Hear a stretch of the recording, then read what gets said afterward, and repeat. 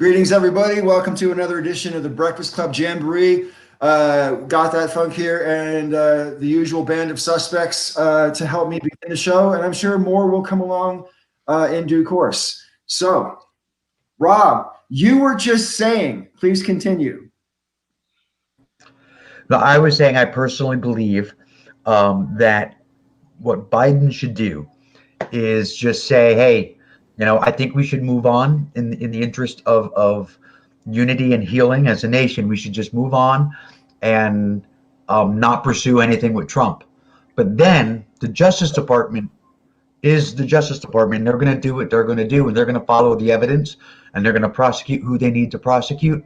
So from Biden, like Biden should say, like publicly, I don't personally want to see this happening because I think we can heal. But if that's where the evidence is, and that's where it is, and I'm not going to stop the Justice Department from doing its job because that's its job. And then they should just nail him to the fucking wall. Do you think, though, that being the independence of the Justice Department kind of depends on the president basically being completely neutral and not taking a side for or against? Well, I mean, he's entitled to an opinion. He's a person. He's entitled to an opinion. He can have an opinion as long as he isn't interfering with the way the Justice Department works. You shouldn't say you should do this in any kind of an executive type of position, saying, Justice Department should or should not do this. They should do what they do. They're independent of him. And as a person, he's still a citizen, even though he's the president. He can still have an opinion, and he can say, I think we should move on so we can heal. But the Justice Department has to do its job. Who dropped out? Oh, we lost Jack for a second. Hello. Let me introduce to you guys my nephew.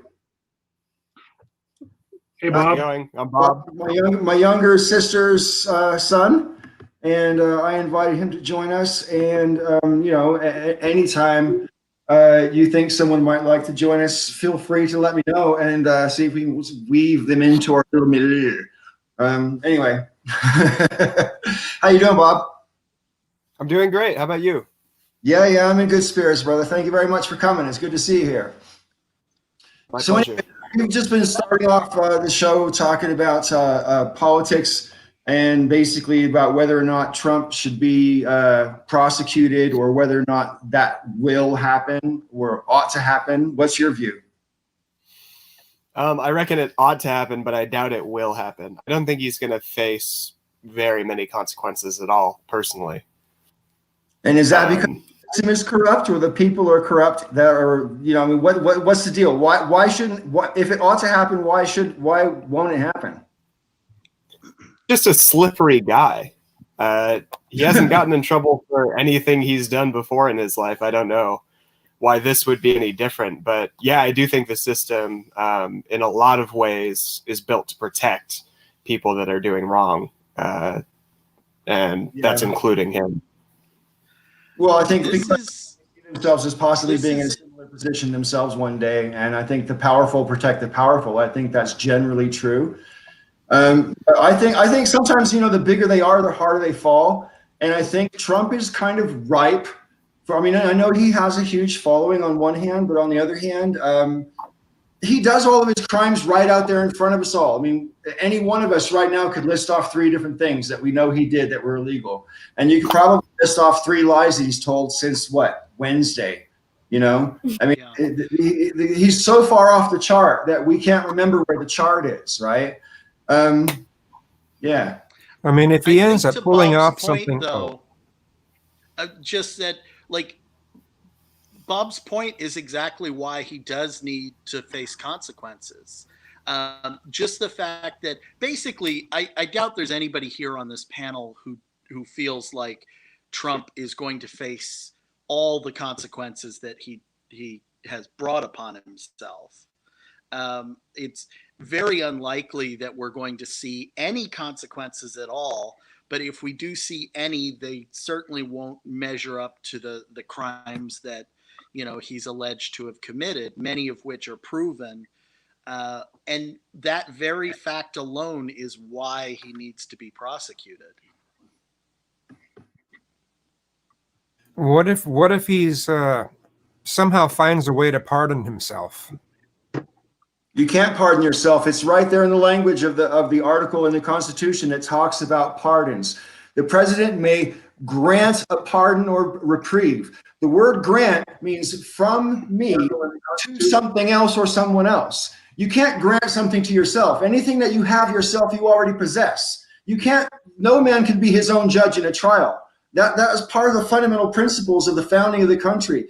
Anybody on the Supreme Court, or for that matter, any other court, who has any pretense at believing in original intent of the founders can't believe that any person can pardon themselves, president or otherwise. So He'll try. He'll try. He'll absolutely try. he's hesitant on it, and there's a reason for that. If he gives someone a pardon and they accept the pardon, they no longer can invoke the Fifth Amendment. That is case law. It's like in future litigation, if they get called as a witness, they can be compelled to testify under penalty of perjury. They can no longer invoke the Fifth Amendment if they have been pardoned. Isn't a pardon also implicit in accepting a pardon is admission of guilt? Yes. That's correct. In which That's why case you you should can't- therefore be ineligible from ever becoming president again. That's some advantage. I mean, it's not. You're not allowed to be great, president but if it's you're a guilty of little bit. high crimes or misdemeanors, right? It's right there in the language. Is it? Yeah. Then there'll be legal arguments about what constitutes high crimes and misdemeanors. Like there was I mean- impeachment earlier this year, you know? Yeah. We're getting so much clarification out of this president as far as like what our laws actually mean. It's so great. It's kind of it's a little disappointing. A lot of this language really is weak. Yeah. I don't know. I just think there's basically no culture of honor in politics at the moment, and probably hasn't been for my entire adult life. I was going to say, I mean, we spent 240 some odd years being run by an honest John box. You know, you guys know what an honest John box is, right? It's You where ever you put money in, you take the produce and you put money in the trust box. You go to the store and they have their big candy display with a little box on it. And you put the nickel in the box and you take the candy. Yeah. They're just trusting you to pay. Nobody gives a shit whether you do or not. They're just trusting you. It's honest John box. Well, our entire system for 240 years has been run by an honest John box. And now we finally caught somebody, although many of them have done it. But this guy has his hands in every candy bin in the fucking thing and then put a nickel in the box. A response to something Shadow is going to kill you said. He said he scammed a charity one time. Trump is scamming right now with his legal defense fund, which 40% of it goes to pay his debt for his campaign, and 60% is going to the RNC. It's right there in the fine print, and he's scamming people by protracting his legal defense out this long. He's just milking more money. Like he's you know, a greater combination of a lack of scruples I can't imagine. I mean, he's got no sense of humor, no honor, no decency, no respect, you know, nothing. You can't think of one redeemable thing about him. I can't. Well, he does have a sense of humor, but it's not the type that people like us find funny. No, I suppose a sense of humor is probably subjective, so I guess I have to defer. But yeah, I don't know. I don't see any kind of a sense of humor. I Spiteful mean, humor. yeah, he gets off on people getting hurt. That's not a sense of humor. Well, I mean, if you look at America's Funniest Home Videos, a lot of those videos are people laughing at people getting hurt. So, well, I mean, that's true. It's true that slapstick has always been funny. People, you know, I mean, Punch and Judy used to just beat the shit out of husband and wife beating the shit out of each other. You know what I mean? And that goes back hundreds of years. So, Punching Judy, I hadn't heard relied of on that. someone being either I've heard of embarrassed or Punch and suffering. Judy. Yeah, I've heard of Punch A and lot of Judy. people Yeah. goes into that. I'm Their the little puppet. puppeteer here. Punch I think the internet loves trolls, and he's like the greatest troll of all time, That's right. perhaps. Yeah, the classic troll. You know, he trolled the entire country. The Yeah. the thing about Punch is that, or Punchinello, is that he keeps escalating.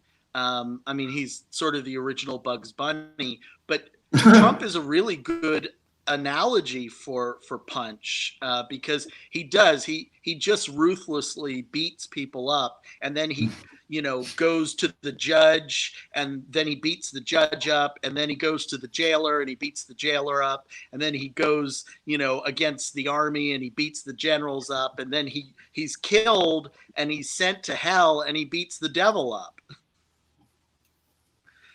Well, with the question that the Green Machine asked, I've seen Trump laughing at his own stuff many times during his speeches, if you can handle watching his speeches. Okay, but laughing at yourself and having a sense of humor are completely different things, because I'm here to tell you I'm the funniest person you've ever met, but nobody else seems to get it.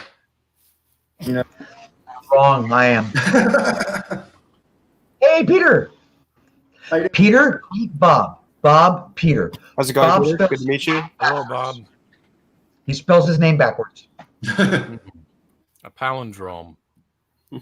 Yeah, Jack will be back in a minute. We're having device issues. Yeah, Peter, we were talking about the likelihood or otherwise of whether or not there will be any kind of prosecution of Trump after Biden takes office. Your views? Well, state or federal, I think that some of the pending state investigations of his organization will probably go through. I think that his brand and his company and perhaps some of his associates are going to be in for a rough fucking ride. But I'm not entirely sure that he, at a personal level, would be prosecuted for things like obstruction of justice, which is something they could theoretically go after him for.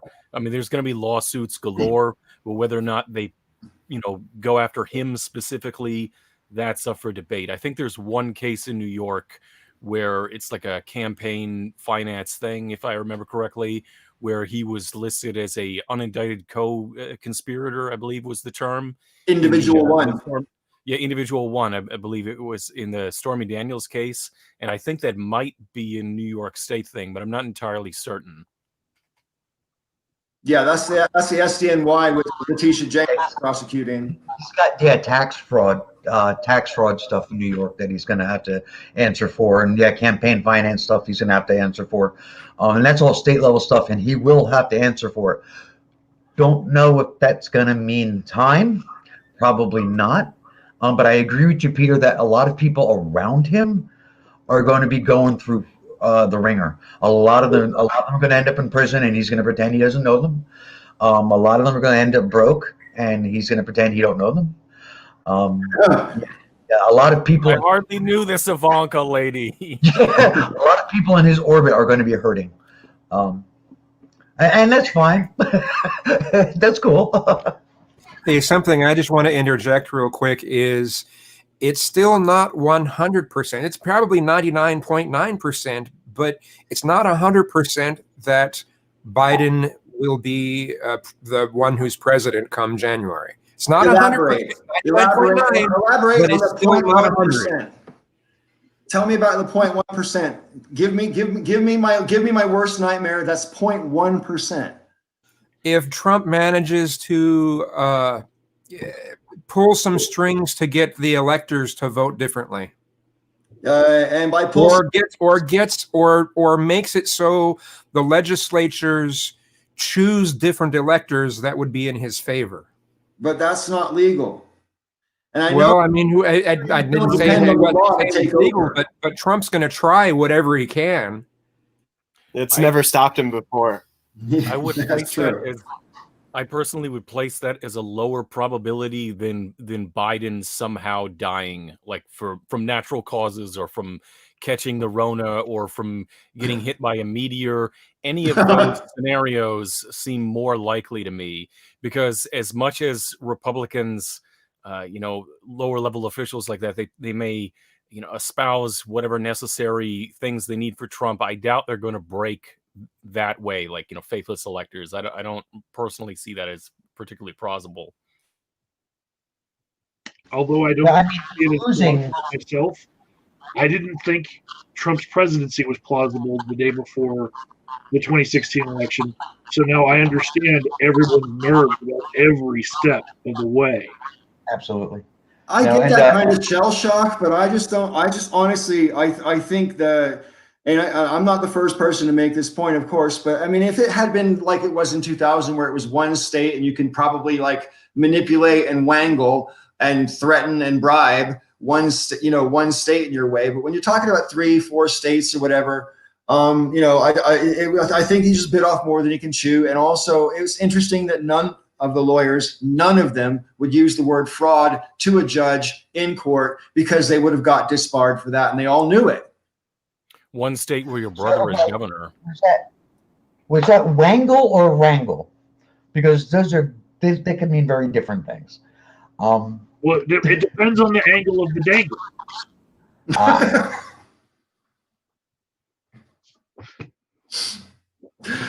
Oh, I'll get my coat. I mean, he's losing case after case after case. The only one that he's won wasn't much of a victory. It was just, okay, the observers can stand a little closer. I mean, and the states are all certifying. I mean, once they've certified, he can't sue to have them uncertify. That's the whole point of certifying, is it's done. But I think that people who are arguing what Kazum was arguing a moment ago about the somehow the electors voting, if the electors voted against, they would have to be therefore voting against the certified results, because the electors only vote on the results that are certified. They don't have to wait. That's the whole idea. So well, the thing is, not all of the states have it as law that the electors have to vote the same as the rest of the state has. So okay, I agree with that, but I mean, I don't know what I really can't. It's hard for me to, like I say, if it was a close race, I could see them trying to get away with this shit and maybe thinking our international fucking people would just swallow it. But considering the margins we're talking about, not just in overall, but in the states that made the difference, and you compare that to last time when Trump won by a much tinier margin than Biden is winning by in terms of the swing states, and obviously Trump lost the popular vote both times. So we can't already basically look at the rest of the world and say any of the things we used to say when I was growing up about how America is a beacon of hope and light, and we're the shining city on the hill, and the bastion of freedom for the world to look up to, and all that kind of stuff. Nobody talks like that anymore in government. You ever notice that? We haven't heard that shit for a long time, and quite frankly, I'm kind of glad in one way, because it was always bullshit. So I mean, as much as we might aspire to those things, we never have been those things. In my lifetime, the only president who hasn't bombed another country is Jimmy Carter. So, and I'm almost 60. So what I mean? That's not a good record. I think that kind of soaring rhetoric is still important, though. I think there's value to it. I think it kind of provides goalposts. The problem it also feeds nationalism, Rob. It can be patriotism. Patriotism and nationalism aren't the same thing. I absolutely agree with that, and I think it's an important distinction that everybody should make, and I think a lot of people mix up the two terms.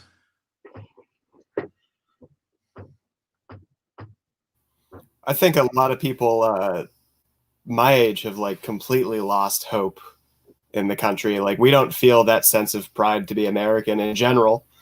At least in California, where I live, it seems to be pretty uncommon. Right. Those positive feelings about the country or the system. There's actually a really growing movement of young socialists. Right. And you're. Oh yeah, I see a lot. I see a lot of that on the internet. Of the audience, Bob's 23. Okay. Yeah. Okay, no, I know what Bob's talking about, because I see that a lot of on the internet circles that I hang out with too. There's a huge leftist group, and when Biden was actually nominated, there's a lot of them that were so ticked off. They're like, no, that's not what we wanted. But then eventually they turned around and voted for him anyway, because they figured as long as it's not Trump. But yeah, I see this a lot. In the interest of balance, Kate is not here tonight because she is all hooked on to her animation series that she's really into at the moment. But I did see her tweet today that she's like, when are we going to see this leftward push to get Joe Biden to, adopt some more leftward policies. And I think it's a fair point to make, but it's still, he's not president yet. So it's only that fair. I think the cabinet picks that have been announced so far, seem to be, from everything I've seen, and I haven't really dug into it that much, but it seems to be people with experience. And I'm glad about that. But, I worry about, people, Biden says he wants to be president for all Americans. I just really hope that includes us crazy tree huggers, What do you feel about the phrase "Build Back Better" that's been used by Biden, has been used by Justin Trudeau, has been used by Boris Johnson, and is also one of the main statements that has to do with the 2030 plan for sustainable development from the UN? Well, I wasn't aware. Did you even know about it? I certainly wasn't aware of the use of that phrase in other countries. That's not. This has just been a funny year for me as regards what I've been aware of news-wise.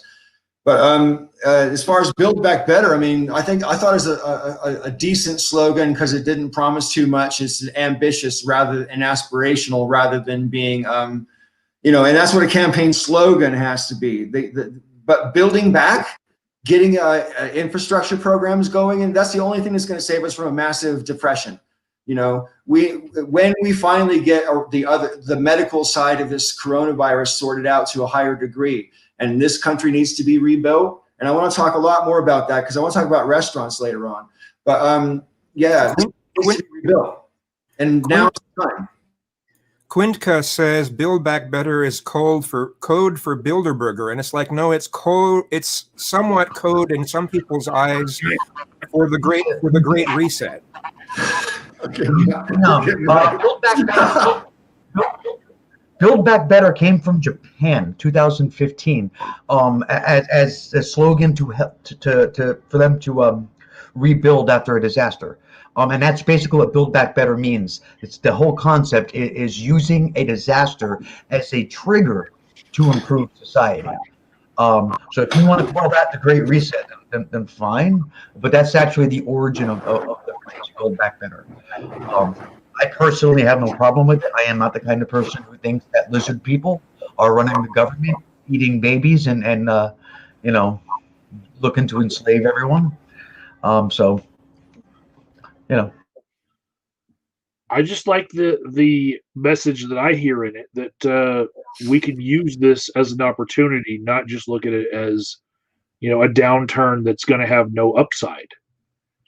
In my own job, I went telehealth, and I am really enjoying not having 2 hours of commute in my workday. And the fact that it took a pandemic to allow me to do this and allow all of my clients that used to have to grab a bus to get to my sessions to just stay at home and do things online. This is great. And I hope we stay this way. This is a positive thing that happened, and we don't have to just go back to the way things were just because that's the way we always did things before. If we come up with any innovations, we should keep those going forward. I agree with that in general. Since we seem to be talking about that kind of thing, though, I wanted to move on because I really wanted to talk about restaurants tonight. I know Rob used to have a diner and everything, and so you might have a bit more insight than I do. But suffice to say, I know running a restaurant is hard enough in good times, right? When there's a prosperous economy, and the fact that there's hard times is in itself is one thing. Fewer people are going out just because of the virus, but it's not just that. Once upon in fact, twice in my lifetime, they saved Chrysler way back in the 80s. I don't know if you guys remember that, but they saved the car industry, car dealership Chrysler, and then did it again round about the housing crash, didn't they? They saved the auto, was it GM that time? I'm not sure, or maybe all of them for that matter. I don't know. All of them but Ford. Or the auto industry. All of them except Ford. Because it supports a couple 100,000 jobs, which is definitely important. But compared to the restaurant industry, drop in the bucket. And not only does the restaurant industry employ an awful lot of people, but restaurants are cultural significators for every town, village, and hamlet that they might be in. You know, hamlets, I suppose, don't have restaurants, but yeah, yeah. But seriously, every place where restaurants are it reflects the culture of that place. So I think we can't let restaurants die, and the politicians just keep on pointing fingers at each other to the point where sooner or later, I think we're going to burn down Congress. All hands in favor? Can we lock the doors first? Yeah, just make sure a couple of choice ones get out, eh? Yeah, and yeah, restaurants are. I mean, if they're not creative, if they're not inventive to find ways to survive, yeah, I mean they're going to shut down.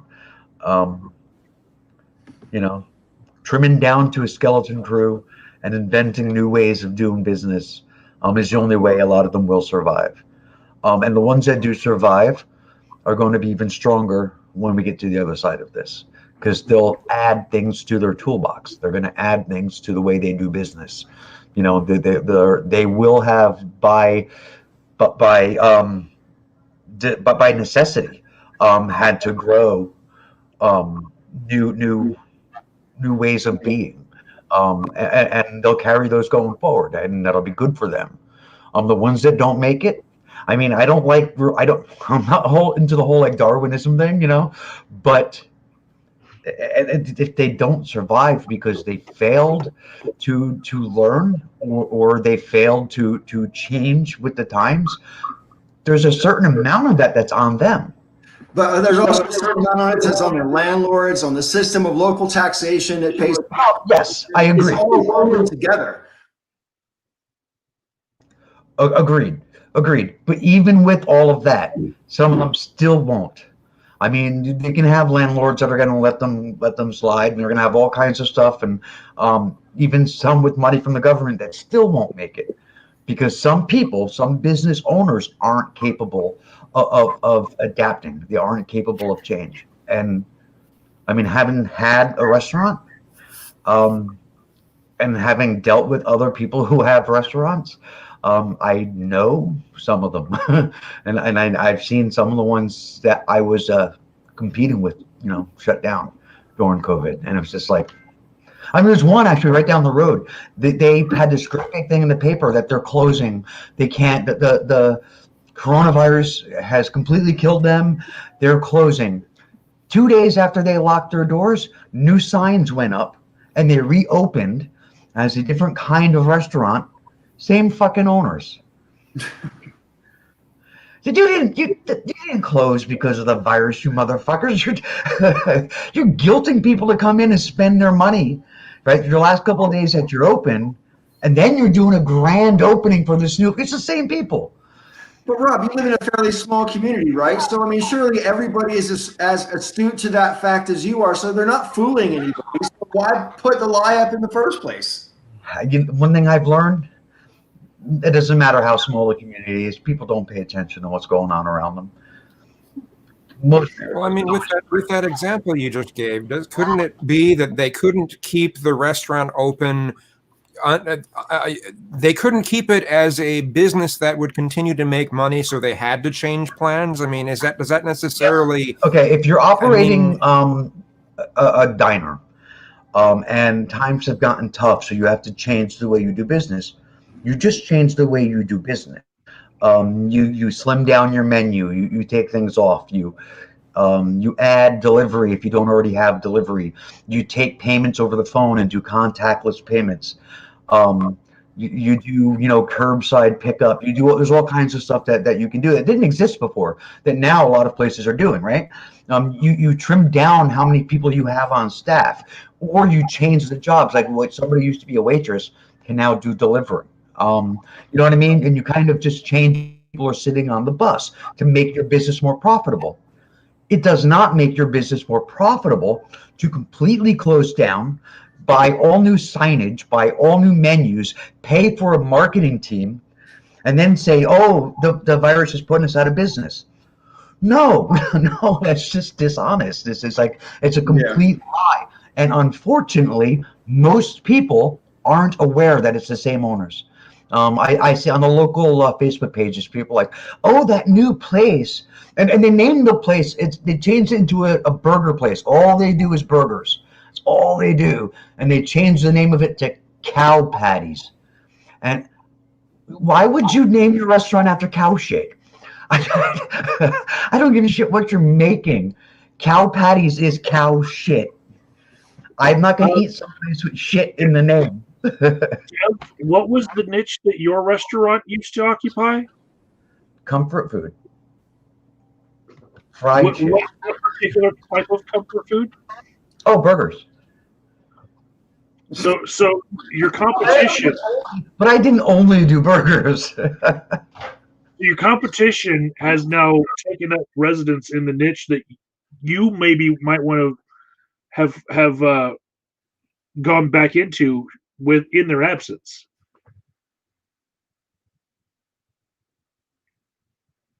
Okay. Yeah, I would not going back into food service.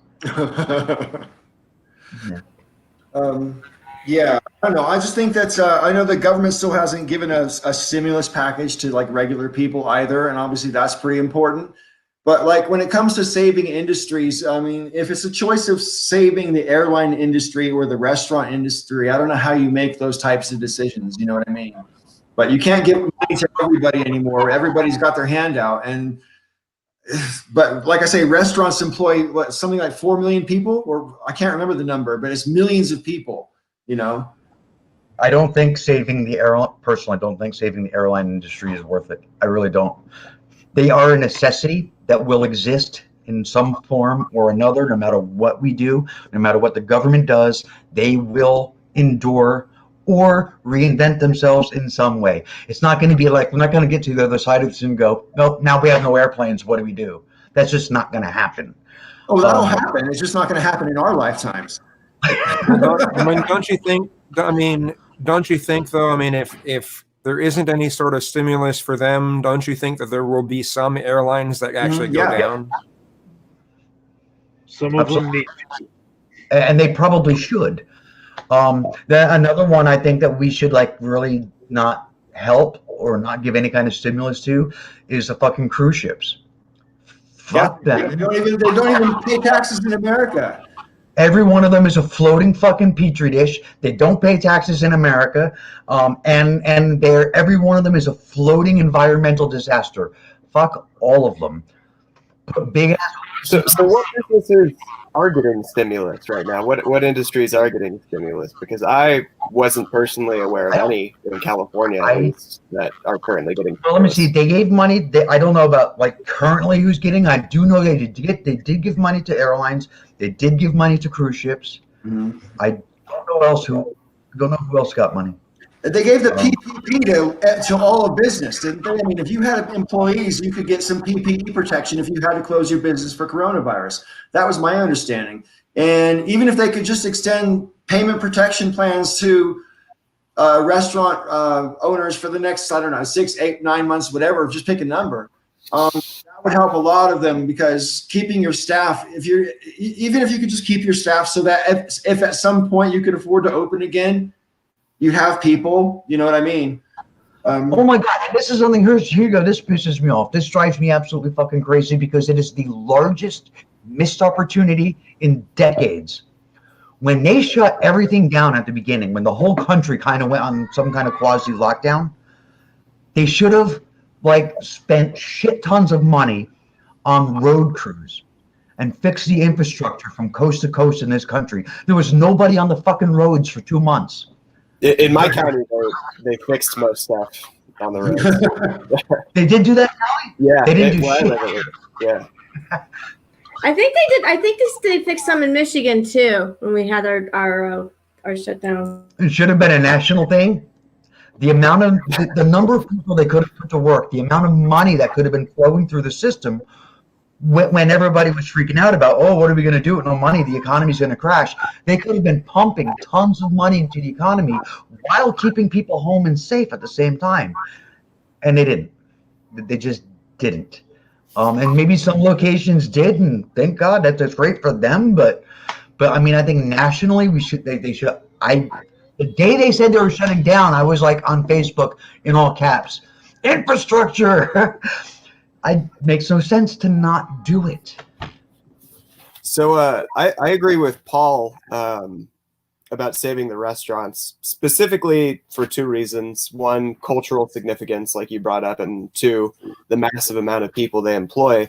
But what I don't understand is if the U.S. government is only giving help in the form of PPE and no financial stimulus, why are we even worrying about which industries will be saved? None of them are being saved. We're not being looked out for really at all in any way. In my state, at least, I'm fairly sure we're back to the standard unemployment rates. There's not the standard unemployment like there was previously. Yet, most counties in the state are on the highest level of lockdown there is right now. So nobody's getting any sort of stimulus. No businesses, no individuals. They're all pretty much just fucked and forced to stay home. So I'm used to this missing out on this grand opportunity thing, because I personally think that quartering laws should be changed in America so that we could have U.S. soldiers repair our infrastructure, like we have the Corps of Engineers repairing dams in New Orleans all the time. We could have them repair every bridge if we really wanted. We just have to amend some laws to do it, right? So I think the reason why we don't do it is, and we're okay with them just working in New Orleans on just those levies, is we're okay with the way things are, the status quo. It would just be different if we did it differently. And that's why when I hear Rob complaining about potholes in New Jersey, I'm like, well, we've always had potholes in New Jersey. You know, it's always been a problem. I have to disagree with you about quartering soldiers, having them in our spaces and fixing our infrastructure. I don't know how much time you've spent with soldiers. I've spent a fair amount, and none of them are people that I would trust to do any sort of construction or any sort of rebuilding. Most of them can barely do their jobs as it is. So okay. Well, Okay. Rob, do you want to tell him? Michael and I are both veterans. So is Bob's mom. Yeah, I come from a military family, and I do have a lot of military friends. But this is coming from the honesty of what they've expressed to me and their ability to fulfill their given jobs. So The green and the training that they get seems to be pretty minimal in a lot of cases for those jobs. I would be okay with CBs working on like an overpass, but maybe not like, say, the San Francisco Golden Gate Bridge. That kind of project I would leave to better hands. But if it's just a regular overpass that's just falling apart, Yeah, there's a difference between repair and design. yeah. So yeah, The simple things I'd let them do. The Green Machine said, let the airlines fail and put in high-speed rail. What do you think about that? That seems pretty harsh, but at the same time, I do think we do need high-speed rail. why can't we have both? Right. I think it would suck because it means I wouldn't see my kids again. So Yeah, no, I mean airlines working. like the employees at airlines, right? There should be protection. We took like PPE is one thing they're doing, but there's also the PPP, which is the Paycheck Protection Program that the government's doing. And a lot of that money that was put aside in the PPP, a lot of that was sucked up by big corporations, even though it was supposed to be used by small businesses. But a lot of that was sucked up by giant corporations and friends of Trump. But if that was redone in a way that would make sense and for it to fulfill its stated goals, a lot of people in a lot of these industries that we're worried about would be okay. Whether or not the industry survives overall, that ends up being something that's, later on we'll sort through that mess, I guess. But the people that are working or not working, I mean, at least they would be taken care of. They would be protected.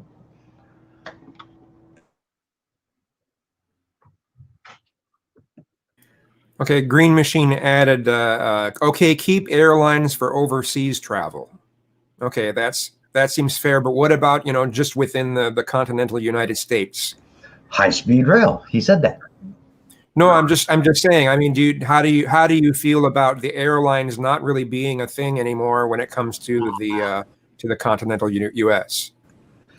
You know what I think we should do? Personally, what I personally think we should do is from the top down. There should be like this campaign, like an ad campaign, like some kind of like a public service type campaign to convince people to travel across country or to areas of the country by means other than airplanes. When we started flying everywhere, big portions of this country withered and died. Because people just stopped going there when they used to go through. Now they just go over. Well, when I was a kid, it seemed to me anyway, and maybe this was only a matter of perception because I was a child, but I mean, it seemed to me that only rich people flew places. Regular people didn't fly places. If you flew somewhere and went skiing for the winter, you were pretty well off, just as an example. And I think those days are going to come again, where pretty much only people who are of a higher than average income will be able to afford to fly. And I think a lot of people will be priced out of the market, and flying has been very accessible for so long. It's going to hurt a lot of people. Maybe even, I don't know. But, I just looked at tickets to go to Puerto Rico, airline tickets for the two of us to fly round trip was like $400 for the two of us round trip. Wow. Yeah. Before I left the UK, that you could literally buy two separate holidays for the price of one to different destinations in Asia. You could go to like Bangkok and Cambodia or whatever for the price of one holiday. Or I mean, it's just insanely cheap as well. Like £500 for two trips, including your hotel stay and flights. It's shocking. What I'm willing to look at in this scenario is that every subsidy and bailout we give to every airline hurts any sort of innovation for those railways, because they're waiting for that chance to emerge and get their opportunity to be that means of travel. And if we keep bailing out the airlines, we keep hurting the railways because they're never going to get that chance to emerge. I mean, part of the problem too, though, is I can't say for the rest of the country, but at least in this area, and Rob knows this. There's the Acela line that goes from Boston to DC, but the problem is it only shortens your trip by about a half hour because the rail infrastructure is not up to the high speed. So we have a high speed train on regular speed tracks. So it's a little bit faster, but it's not as, it's nowhere near what it could be. They could cut that trip down to like 2 or 3 hours.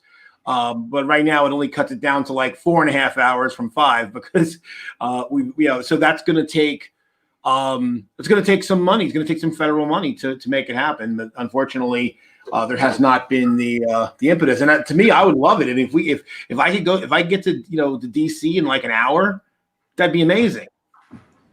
We're running a 2020 country on 1960 equipment.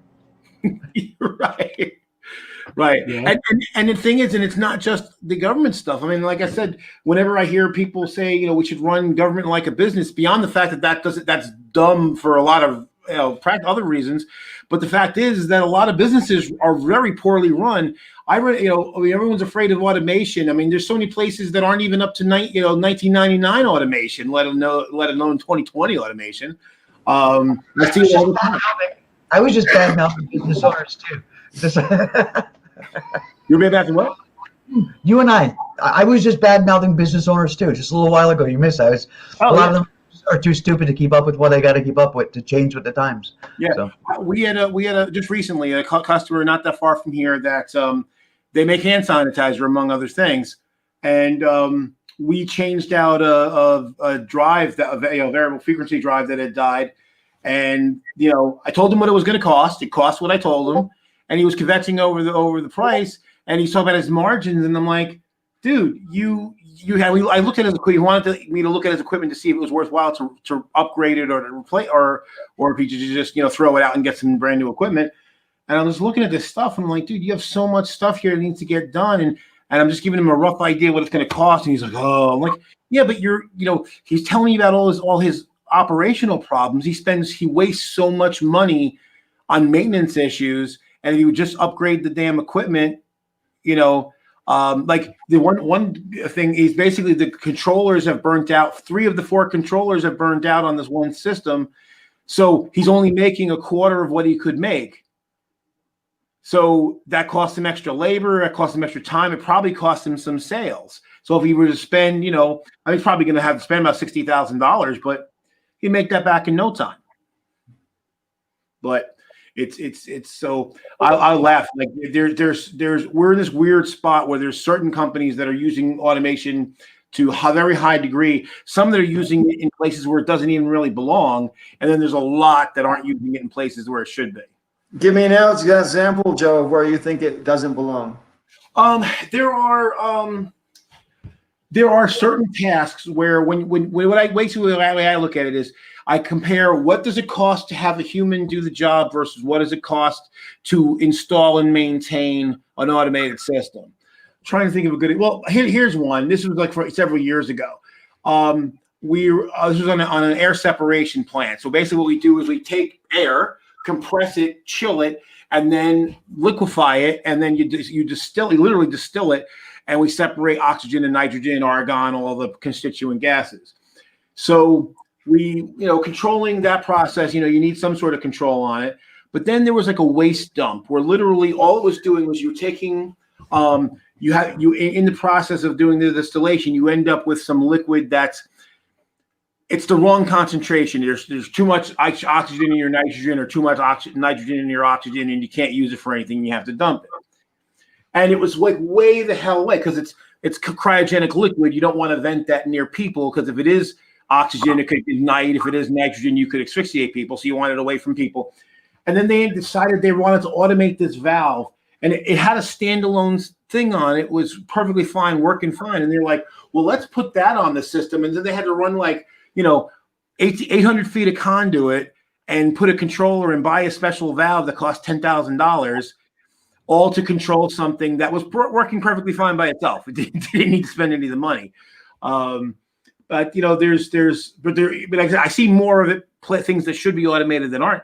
But even in the case of automation, there's different levels.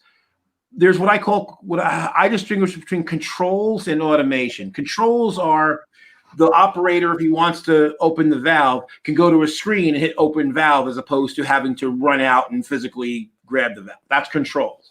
Automation is when the person hits the button, the sequence of valves opening and closing happens without human intervention or with minimal human intervention.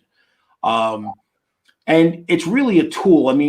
To me, automation it certainly replaces certain jobs, and particularly things that are like repetitive motion or sequences and stuff like that, or anything that has to be really fast that a human can't keep up at that pace. But the best automation is really an extension of the human. It becomes a tool so that now the human, instead of becoming a material handler or doing a lot of physical labor, that they're now becoming a decision maker, and they're actually looking at how should I make it run? So it becomes like another tool. It's just another tool. I think any automation that takes a human's job away or multiple humans' jobs away should be subject to severe automation tax, because not only are they taking jobs away, but they're taking the tax revenue away from the government that those jobs would be generating. So, here's the thing, though, is that it changes the labor force. The part of the problem in the United States is that the American public is not being trained and educated in ways that are conducive to being qualified for these jobs. It's because for instance, when I put in an automated system, so I've got to have draftspeople to design the control panels, have the people to do the programming. We have to buy the equipment. We buy like controllers and we load our applications on them. Those controllers and the software require people to design and build those. We get our control panels built, and then we got to go to the field, and electricians will install it, and they got to run all this wire and conduit. And then once it's in and running, now you have to maintain it. And so what it does is it transforms your workforce. The problem is, like I said, we're not built for the jobs that will be here. And I find when I recruit and I try to find people, I have a very difficult time finding people that are already here, that are qualified for the jobs. Yeah. What if we could get to a point where we literally had automated machines and robots and things that literally did every manual labor job that we ever had to do, and people could just coast on the benefit of that labor as if would that be okay? Well, ultimately, yes, because I told you, I think I told you before, I don't really believe in utopia, but if when I daydream and I let myself say, well, if utopias could happen, which utopia would I want? And it would be a technocracy. So basically you'd have all the machines and the robots gathering the food, the foodstuffs and making the food and shipping all the products and the water and doing all that for us. And then we could chill and do whatever the hell we wanted. And just study art and literature and music and whatever else we wanted to do. And you be the new Romans, basically, and the robots would be our slaves. Well, the thing is, I don't view them as slaves though, because they're not thinking entities. Right. But what if they became thinking entities? No. And that would create a problem, which is the reason why I don't understand humans' desire to anthropomorphize their robots and to actually there are people who actually like us to have sentient robots. I don't, because if they became sentient, then they should have rights. Any sentient being should have some level of rights. And so I think it would be a mistake to do that on purpose. Okay, sentient is a tricky one, but I believe that we might be able to create some machine which may qualify as quote unquote intelligent, right? But I've had this conversation back with Noel Plum back in the day about this because there's been untold number of science fiction tales that if you give the robot or the computer too much information and it achieves or you design it to be sentient, it will therefore turn on its creator. Blah blah blah. And I've got a couple of problems with that premise because as biological organisms, we are prone to fear, which is a result of pain, right? You learn to fear pain, right? And but a non-biological entity that has never experienced pain, therefore, should never develop fear. Or am I wrong, Peter? I'd love to hear what you got to say about that. Well, I was thinking that the word robot comes from the Russian word robotnik, which means slave. And I honestly think, having studied things like artificial intelligence a bit in college, I think that our stories about robot uprisings have less to do with where the technology would likely head and more to do with the undercurrent of fear that societies have of their underclass. So no matter how many Southern slave owners said, slaves are very happy, they were all terrified that they were going to get their throats cut at night, while they were sleeping. And they built what's it called, the Citadel in North Carolina, a military college to train against the possibility of slave uprisings. All societies that have an exploited underclass are secretly afraid of that underclass rising up and destroying them. And so that's what I really think that's what the robot stories are exploring, less so than if we create artificial intelligence, then this is what's going to happen. Personally, I think that in a lot of ways the sort of artificial intelligence we imagine is much further away than we think. They've created very, very sophisticated pattern recognizing algorithms, but that's not really the same thing as intelligence. I agree. And in terms of robots, some of the smartest minds in the world are still trying to get robots to have the intelligence of basically an insect.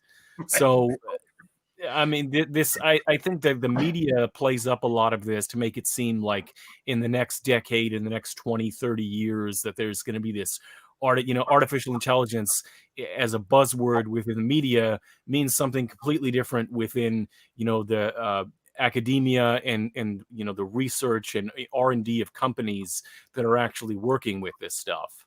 Yeah. No, I agree with Peter, and especially I think on top of what he said, as far as the stories go, it's very similar in a way, if you think about it, to the Romance period and a lot of the stories that were written at a time when the Industrial Revolution was happening and a lot of people were being displaced by mechanization, which is really, I mean, mechanization and automation are really not terribly different. And so people were afraid of what science would produce. And then you get Mary Shelley with Frankenstein, and you get a lot of these, Dr. Moreau and all this kind of stuff, where people are really, most people don't really understand science and technology. I mean, I laugh when I see these memes where, they have some young persons, usually millennials, but it could be Zoomers, and they're making fun of the fact that, a lot of boomers don't understand technology and can't set their clock. And I'm thinking, yeah, but you guys don't know how this shit works either.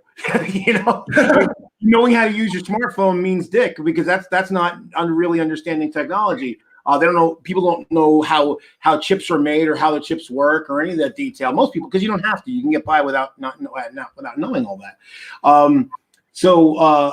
But I was going somewhere with that. But yeah, I think that's where that's where a lot of it comes from too. Is it's that fear of technology, the idea that the technology will be smarter than us. I think how many people say like it's thinking or it's smart. It's like, you're not thinking. It's running calculations and doing logic checks, and that's literally all it does. So yeah, I'm not really concerned. And like somebody said to me that, well, Stephen Hawking was worried about it. I'm like, yeah, well, Stephen Hawking's brilliant, and he knew way more than physics than I'll ever know. But he's not in artificial intelligence or automation or anything like that. So what? I don't care what Stephen Hawking had to say about it. So it's we are so far away from. You think about what the human brain does, or any mammalian brain, really, even the dumbest mammalian brain. All the things that are going on, the regulatory system, just in the background. I mean, you don't think about breathing; it just happens. You don't think about your heart pumping; it just happens. There's all these things: your circulatory system, your pulmonary system. All that happens without any input from you, but it's in your brain. Your medulla is covering all this stuff. It's not breaking a sweat.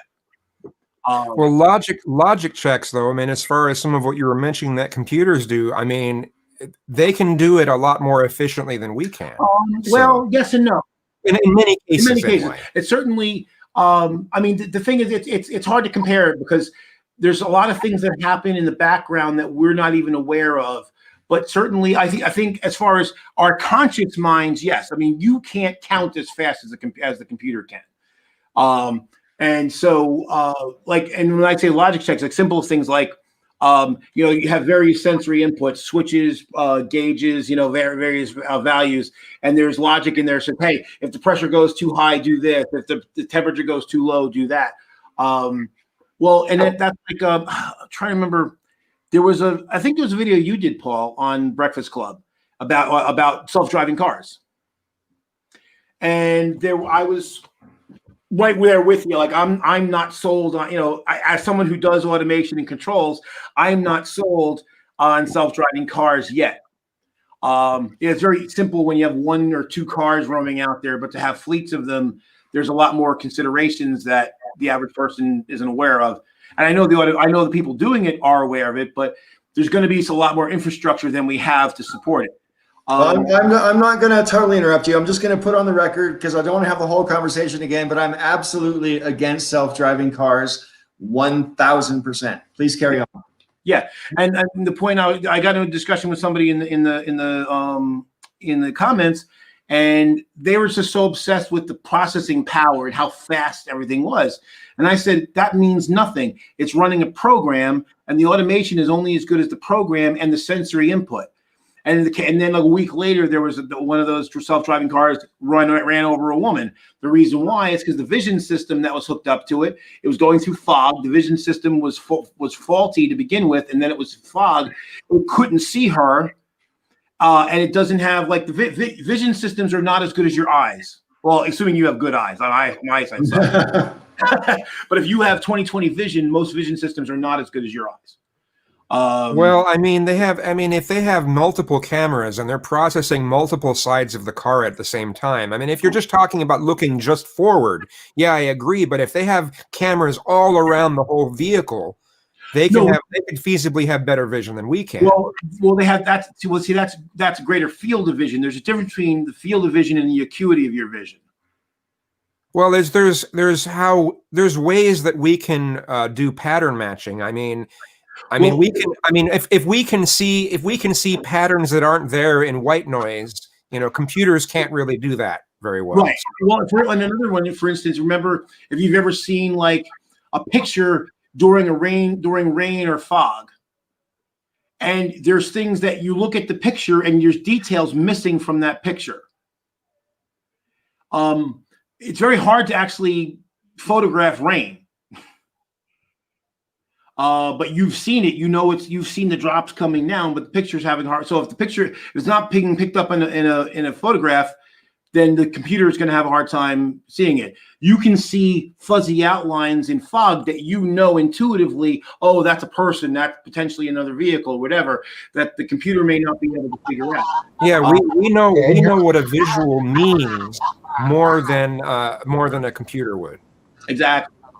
Yeah, your brain is going to automatically fill in a lot of the gaps because it already knows certain things because of, patterns from the past. You know what I mean? It fills in the gaps. Right. I mean, they can do it to a point, but their capacity to do that's a lot more limited and really limited to the software that's loaded on.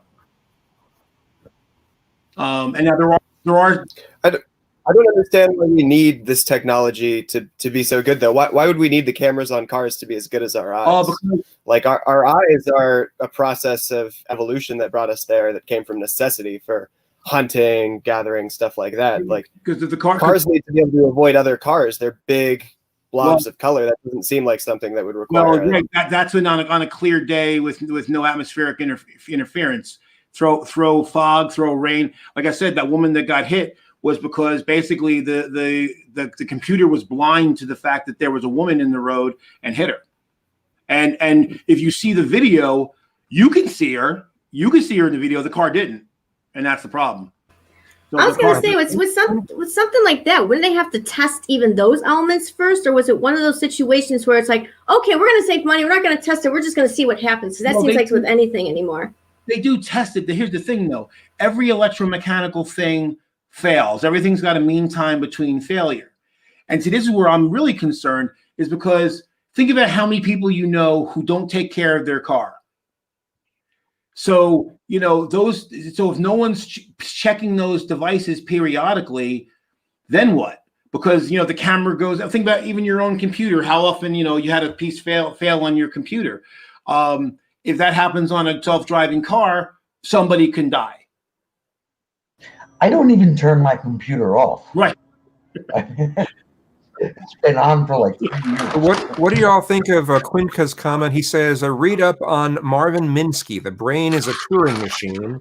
It's only a matter of time until computers exceed the capabilities of the human mind. Only a matter of time. Do you agree with that? I don't think about anything Quinka says. Go ahead, Peter. I was just going to say, in response to that, in order to get the processes going, like Serious Minded was saying, it's a matter of software. It's not just a matter of pure hardware power to simulate the mind. The software has to be there, and we're a very long way from that. And we're still a long way from computers writing and improving their own software. But I was just going to say, related to this, but sort of coming at things from a strange angle, the dystopian nightmare scenario that I always imagine with things like self-driving cars or more automated cars is when your car starts narking you out to the police for speeding. And I wonder, in practical terms, There's anyone who's ever driven on a highway realizes that, the majority of people do not obey things like the speed limit. They do not plan to get to where they're going based on driving in a more conservative, defensive fashion that a automated car would probably be programmed to drive in. So what's going to be the cultural backlash when they realize that they're that this automated car that's driving them to work isn't going to go 90? Right. I've already thought of other systems that you could design to have your car narc you out that are a lot simpler. Like if you don't buckle your safety belt in the driver's seat, then your license light could just flash. And if all the police knew what that meant, then you could get narked out just for your safety buckle. Or would anyone buy that car? if you're wanted by the police, you can get in your car to go to quick check or something, and instead it takes you to the police station and drops you off out front. Fucking. No, I know that's the thing. I do understand the attractiveness of the idea. Like, hey, I can go out and get drunk and not have to worry about drunk driving if I have a self-driving car. I mean, that's attractive for a lot of people. I way back in the day probably would have been attractive. I mean, I never drunk drove, but certainly the ability to go out and get wasted and not have to worry about it, was attractive. But and that's also Tia Twinka. I mean, I think yes, I'm an atheist, and I mean, if you want to say it's a Turing machine, maybe in the broadest sense. But again, you're talking about degrees here. So, like Peter said, the software of the human brain is a lot more involved than any of the software we've developed so far. It's not to say that we never could. So that's why I'm not saying that we never could develop something that's as good as the human brain, but we're a long way away from it. So, and I personally object to the notion, with no offense meant at Q there, but I personally object to the notion that a computer or any kind of a computer, I guess, brain could exceed the capabilities of human mind insofar as. Tell you what, I kind of we are partly responsible for everything we perceive, our relationships and whatever with the universe. But I don't think a computer can have an imagination or dreams or hallucinate. For example, maybe not, but it could have completed that sentence. Hey, the one now, how about now there are people that have talked about self-driving cars in the scenario where people are no longer allowed to drive, where all of the vehicles are self-driving and they're all aware of the other cars that are driving. Like all the cars are sort of communicating with each other. And so Paul, how would you feel about self-driving cars in a scenario like way in the future where people aren't driving cars anymore? I'm not so sure. The two things that I object to about self-driving cars aren't so much about the car driving itself per se. It's about the fact that you're going to still be responsible for it if something goes wrong. And I think you shouldn't have it both ways. So, I mean, basically the manufacturers of the cars, as far as I'm concerned, if something goes wrong and your car runs over a dog or a person or whatever, you shouldn't be responsible for that because they made it not to do that. Right. They should be responsible for that. So that's one of my objections to artificial, automated cars. But my other main objection is kind of what you guys were already talking about, insofar as the potential for you to do whatever you want might be compromised by your car. Your car has a brain. As it were, or is connected to the internet and knows when you speak. I think all those things are legitimate concerns. If you take self-control of your car, every time will be logged, what you did, where you go, everywhere you go as well will be logged with automated cars. And that's already partly true with the fact that so many people have GSAT in their car anyway. Yeah, I mean. All right, so one thing I know that what's his face? The rich guy who thinks he knows everything. Oh, Elon Musk. Elon Musk. He presented a future with self-driving vehicles where you don't own a car. that basically you own a share in a car, and these cars they'll drive themselves from house to house to house and take you to where you got to go, and then drop you off, and then go on to the next passenger. So that would take care of the problem of tons and tons of cars on the road. I mean, I think it's fucking bullshit and crazy and insane, but I mean that's what he was suggesting. Well, that's what he's designing into the S3 and beyond. Is one day the fleet will come online and they will all be self-driving cars, and people will allow their cars to join the fleet so that they can make money like Uber. Only it's just because the owner of the car, they get a share of the revenue. Peter? Yeah, I just realized I have paint on my hands. But going back to this idea that there's going to be a fleet of self-driving cars and no one's going to drive a car, it kind of reminded me of what you were talking about with high-speed rails. And I think part of the problem with high-speed rails is there are I guess the word would be logistical limitations. That's probably not the word I'm looking for, but there are practical problems with trying to implement a high-speed rail that I can't articulate as well as a YouTube video on the subject. But when I hear these things like, oh, no one will own a car, I kind of think that comes out of the mind of somebody who lives in a densely populated urban area and has only ever lived in a densely populated urban area and doesn't realize that there's a whole rest of the country where this fleet of cars, it's not really practical. It sort of reminds me how growing up, we didn't have cable television until I was a teenager because we lived on a rural road, out in the sticks, and they just didn't deem it profitable to have cable go out that far. In terms of, they didn't want to invest in the infrastructure because what they would get in return wasn't worth it. So for the people who live in rural areas, this whole culture of no one's going to drive a car is like, that's just not going to fly. Yep. Yeah.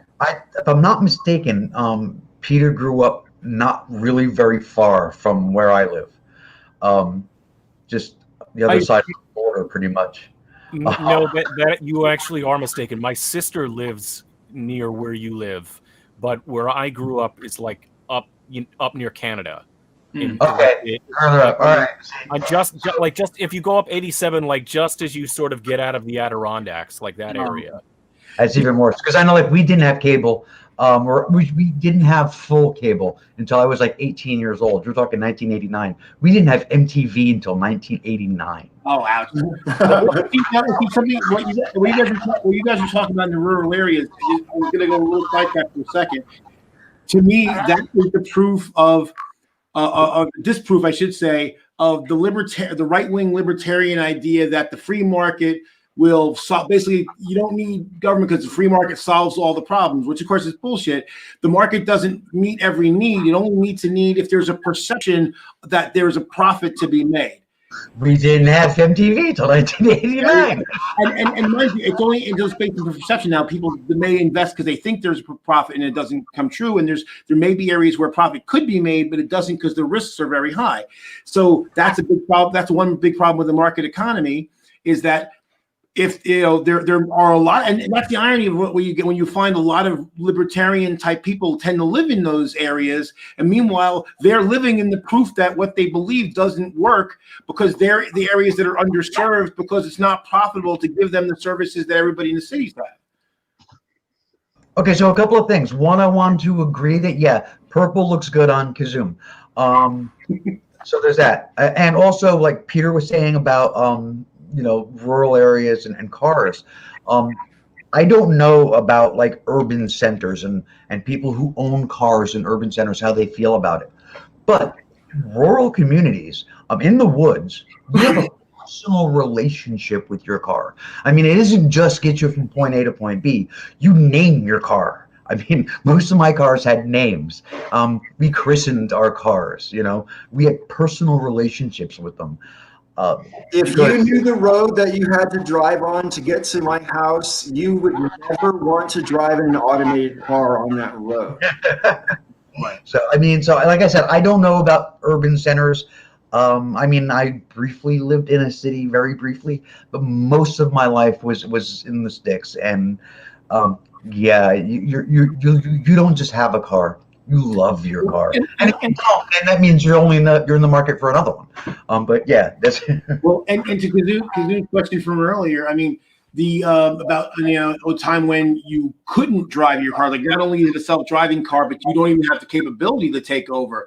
And again, as an engineer, even beyond the fact that my specialty is automation and controls, I would never ever want to get in a vehicle where I couldn't take over control if things bugged out. Because again, I know that every electromechanical device in that system can and will fail eventually, and I want to be able to take over. And again, and when we build automated systems, generally speaking, we build manual override into everything because we know shit will break.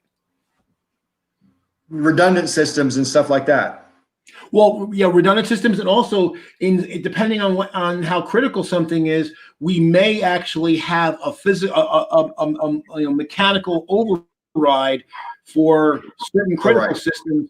This way, because for instance, just say you're doing reactions where they can ectotherm, and you could end up with a runaway thing where it just keeps generating more and more heat. In which case, you could generate an explosion or some sort of energy release. You have to have some way for someone to quench that reaction and stop it, that if the automated systems don't work, that somebody can go and pull a valve and just dump water or whatever, or halon or whatever is necessary to stop it. Paul, I disagree with something that you proposed earlier, the automation tax. Oh, that simply because a machine displaces a job, that it should then be taxed because that's a job that a person could do. The reason why is because I believe as a business owner, I'd be shady enough to get around that. Like, say, the tax isn't just to replace the fact that someone's lost a job, it's also to replace the tax revenue that job would have created for the government. But if I had a restaurant and then I wanted to replace all the workers with a machine that made a standard size hamburger, and I wanted to call it a cow patty machine, right? And this machine kept on putting out cow patties, I would just start a new business to erase the business history so that, like, I wouldn't be tied to the loss of workers. So I would want something else, like, say, a productivity tax, where it's just the amount of stuff that's made that gets taxed, not so much can I tie it historically to that should be a human worker working that job. And actually, we already have that. Yeah, well, again, we've talked before about the whole way the progressive tax system is supposed to work, is that because we've unfortunately lowered those top tax rates, it incentivizes businesses to hoard money and not pay their workers. So if you have high upper tax rates, so if companies are getting rid of jobs and they're becoming more profitable, then you're automatically going to tax them simply because of the fact they're generating more net profit at a much higher rate. So taxing them at a much higher rate. I'm in essence arguing that it becomes convoluted when you have to prove that the job would have gone to human workers. Well, I agree. The tax on it at a higher rate. Just go ahead and go with, like, if you're producing more, you get taxed more, right? Just on the rate of production, right? And again, plus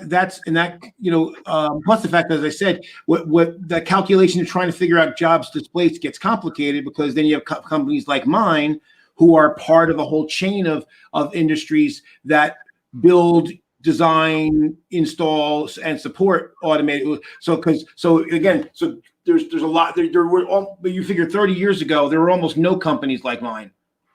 Now there's a growing number of them, and those of us that are here are growing in size individually. So there are creating jobs and higher paying jobs. But again, the problem is the workforce. We're not training our workforce to be ready for those jobs. And that's a huge problem. Like if I say I am willing to import workers and sponsor people from other countries, I can get 40 qualified resumes in a week, no problem, easily. Because in fact, when I first started looking for people, and I forgot to say I wanted people who are already legal to work in the country, I got 40 every time I did. I got 40 qualified resumes in a week. But now once I said no, you have to be either a citizen or you have to have a legal work visa. I get a lot fewer resumes. I think it's also a problem in that one machine with one company could actually displace all the workers in another company if it produces so much that it floods the market. And the only company profitable is the one with the machine, and all the human companies go out of business. How do you then say, well, you're also responsible for all these other people who are out of a job who you never employed? And if you don't do something like that, you're right, you end up missing out. Like I said, and that productivity, you'll end if you have if we kind of go back to an earlier tax, structure, you basically effectively would be taxing on that extra productivity. Yeah. Guys, since we have a lull, I'm gonna. Okay, go on, Rob. What were you gonna say? I haven't had a cigarette in 18 days. Well done. Congratulations. That's awesomely cool. Listen, I don't want to spend too much time talking about Orange Man Bad, and I'm glad we haven't talked about him too much already. We will just have a little splash. Orange Man is bad. But one thing that, and I'm not the first person to make this point, but one thing that I have given some thought to lately, which really bothers me, is after he's out of the equation. Sorry, did you want to say something, Peter? Oh, I just want to quickly interject before we change the subject that Sure, my first ever job as a teenager was replacing a quality control machine that broke down that was supposed to sort these bolts that went into a part that went into a diesel engine. And I had to sit there with a file and just go over all of these bolts that a machine was supposed to check real quick. And they were very particular about how I did it. They were very particular about how I did it, and most of the time you could just look at them and see that there was like a spiral of discolored metal from, like when the metal wasn't hard enough, it would cool at a different temperature and be a different color, and so you just eyeball most of the faulty ones to begin with. But so my first ever job was replacing a machine rather than a machine replacing a person, and it was the most.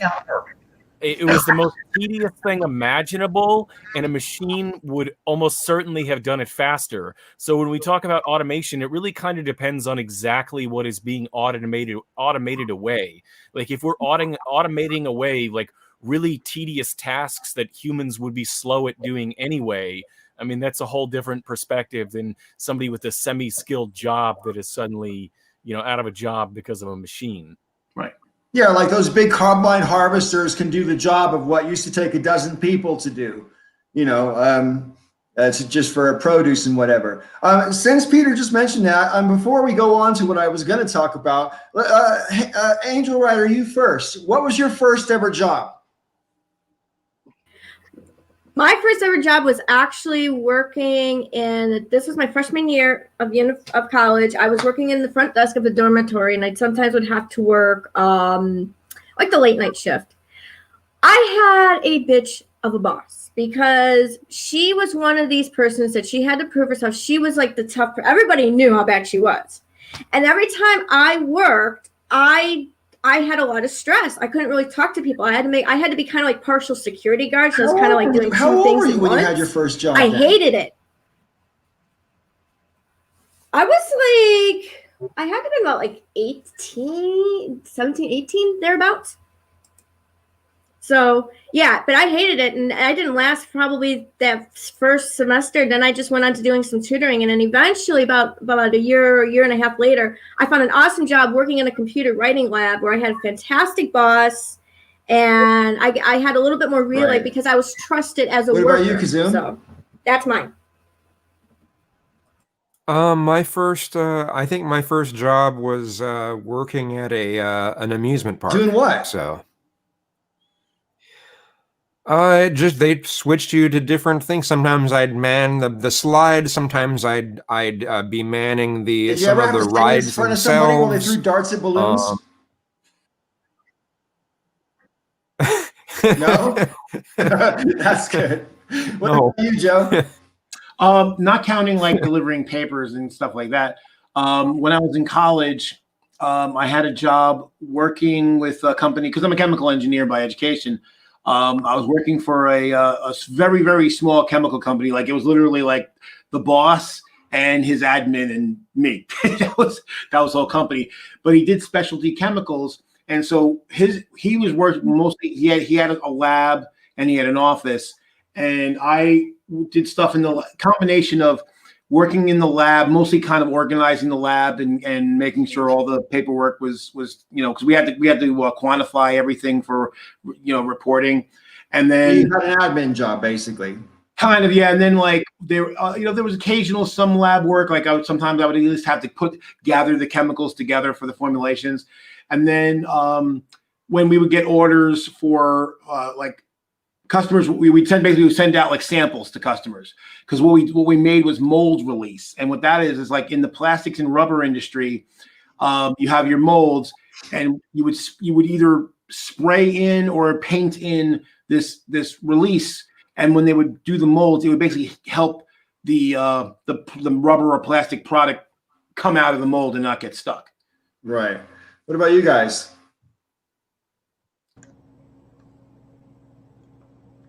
Rob? Amusement park. Action park? What? Were you Action a park. carny? Yeah. Wait, No, not a carny. It was an actual like amusement park, not like carnival. And it was the most dangerous amusement park in the country. There's been movies made about this place. Action park, yeah. I almost got seriously injured 4 times in one day. You get a T-shirt for that? Nope. What about you, Michael? What was your first job?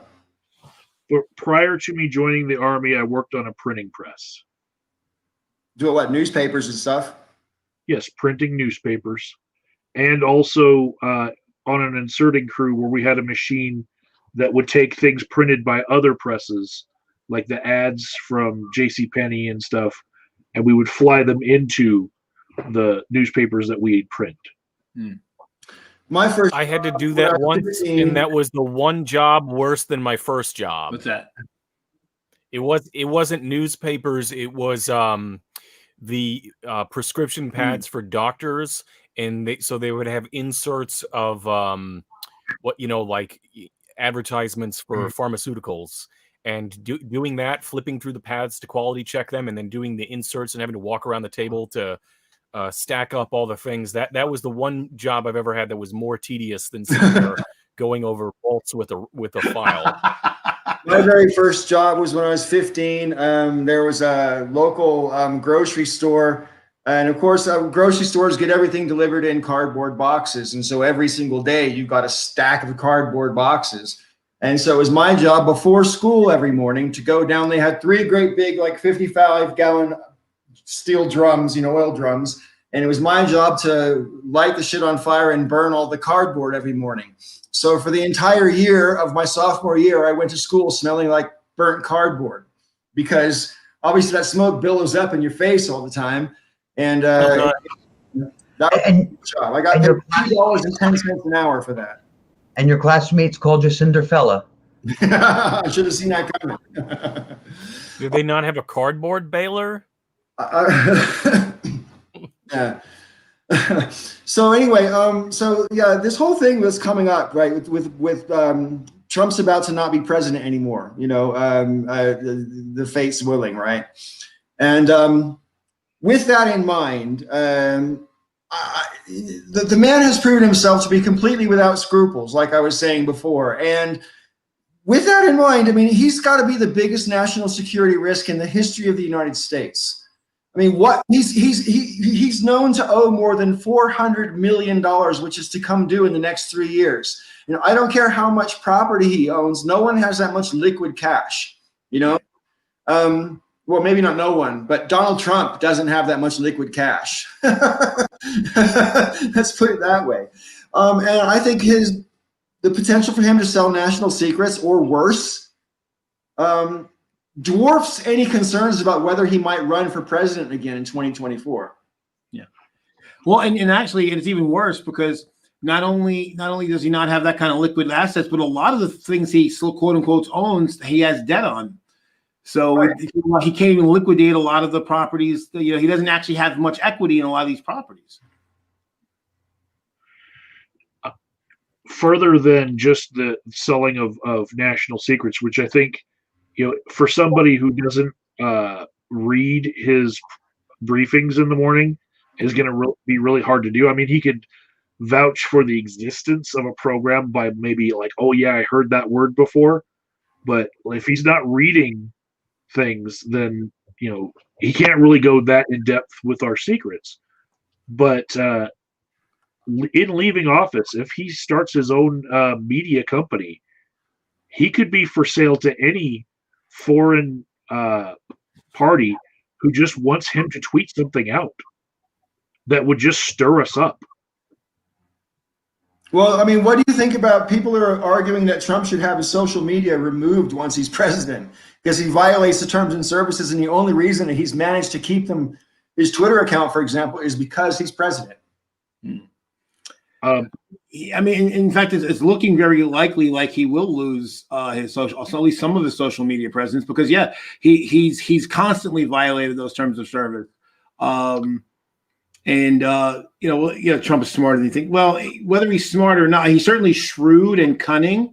I don't know that he's very intelligent, but he certainly has a kind of animal sense of reading a room and knowing how to appeal to at least a certain group of people. So yeah, certainly give him credit for that. Now, it's like anything else. If he would stop using it for evil, I would actually like him, but he doesn't do that because he's clearly only cares about himself. I don't even think he really even cares about his own family, let alone anybody else. Which is why, like, there was one of the people who had donated money to his bullshit, legal fight, to try to stay in office. $2.5 million the guy donated. Now the guy wants the money back because he's finally realizing that Trump's full of shit. And here's the thing. Now the money the thing is, campaign money is tracked. Everybody knows where that goes. It has to be reported. And so it's already been reported that the money that people are giving to the campaign for the legal fund is not being used for the legal fund. Only about half of it is, and the other half is basically going to other Trump things. So he's already milking people. And it's amazing that people like Quinca, I mean, it's funny, Trump's certainly smarter than you, Quinca, because he's getting over on you and you don't know it. Trump shouldn't be underestimated. I'll give Q that much. You can't underestimate the guy. Whether that means he's smart or not is open to contentious debate, as you just demonstrated. I agree with you, Joe. I think he's shrewd. I don't think that necessarily equates to intelligent, not by a long way. Right. A 3-year-old can be shrewd. Right. And I think Trump is really smart, but only in certain areas, and there's other areas where he's dumb as a box of bricks. So, which areas do you think he's smart in? I'm fascinated. I think he has a certain amount of being able to read people and read certain kinds of situations. It's kind of hard to describe what someone is smart in just in general. So that's kind of a hard question. Okay, I'll answer this one. I think he's good at selling it. He's good at marketing. He's good at making it nice and shiny and pretty until, I disagree. You do. I disagree. I think he's the worst marketer. I think he's terrible. I think he's transparent. I don't know. There's like a certain kind of person that I always considered probably to be about 65, 70 that watches at-home shopping and thinks going to Vegas is an exotic trip, and they've got hair like this big, Those are the kinds of people that I think that Trump can get over on. I think they look at him and they see him as being like this God figure. I don't understand what all these other people. Don't forget Branson, Missouri. Don't forget Branson, Missouri. Branson, oh God. And that's where Yakov Smirnov has his theater there for like the last 30 years. Well, going on to that, I want to add to that the guy thing that you added to Dev there, because I was watching a feed on Twitch today where there was a was a streamer who actually went to one of these rallies in California that they had this like the stop the steal type of rally, just a group of small people.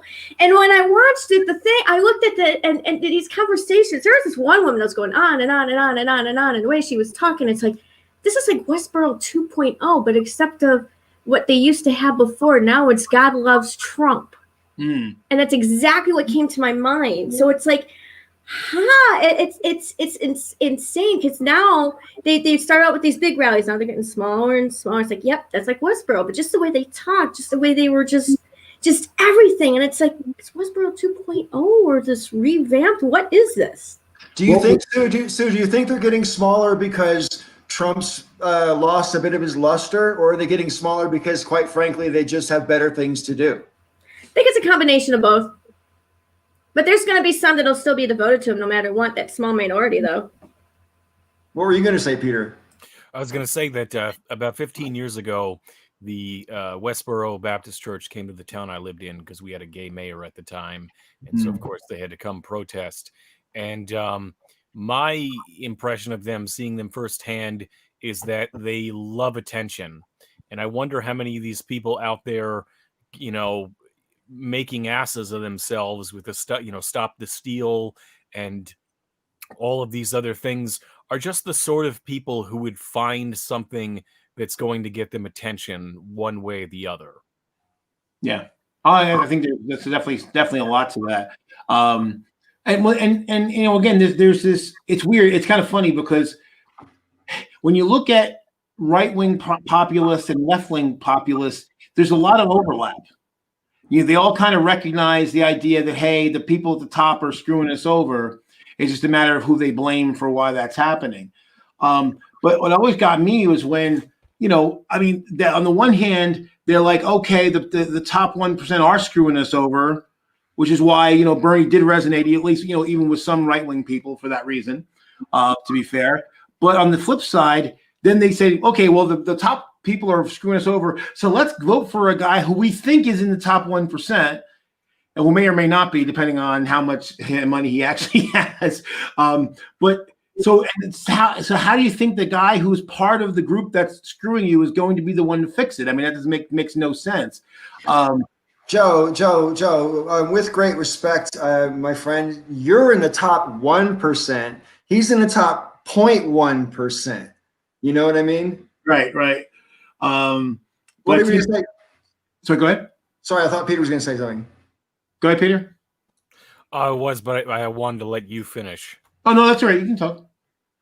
I was going to say, I talked about this a little bit last week, but I think it's in part a cultural thing because basically there a lot of, I don't want to get maybe too stereotypical, but it's a fact that increasingly college educated people are breaking for Democrats.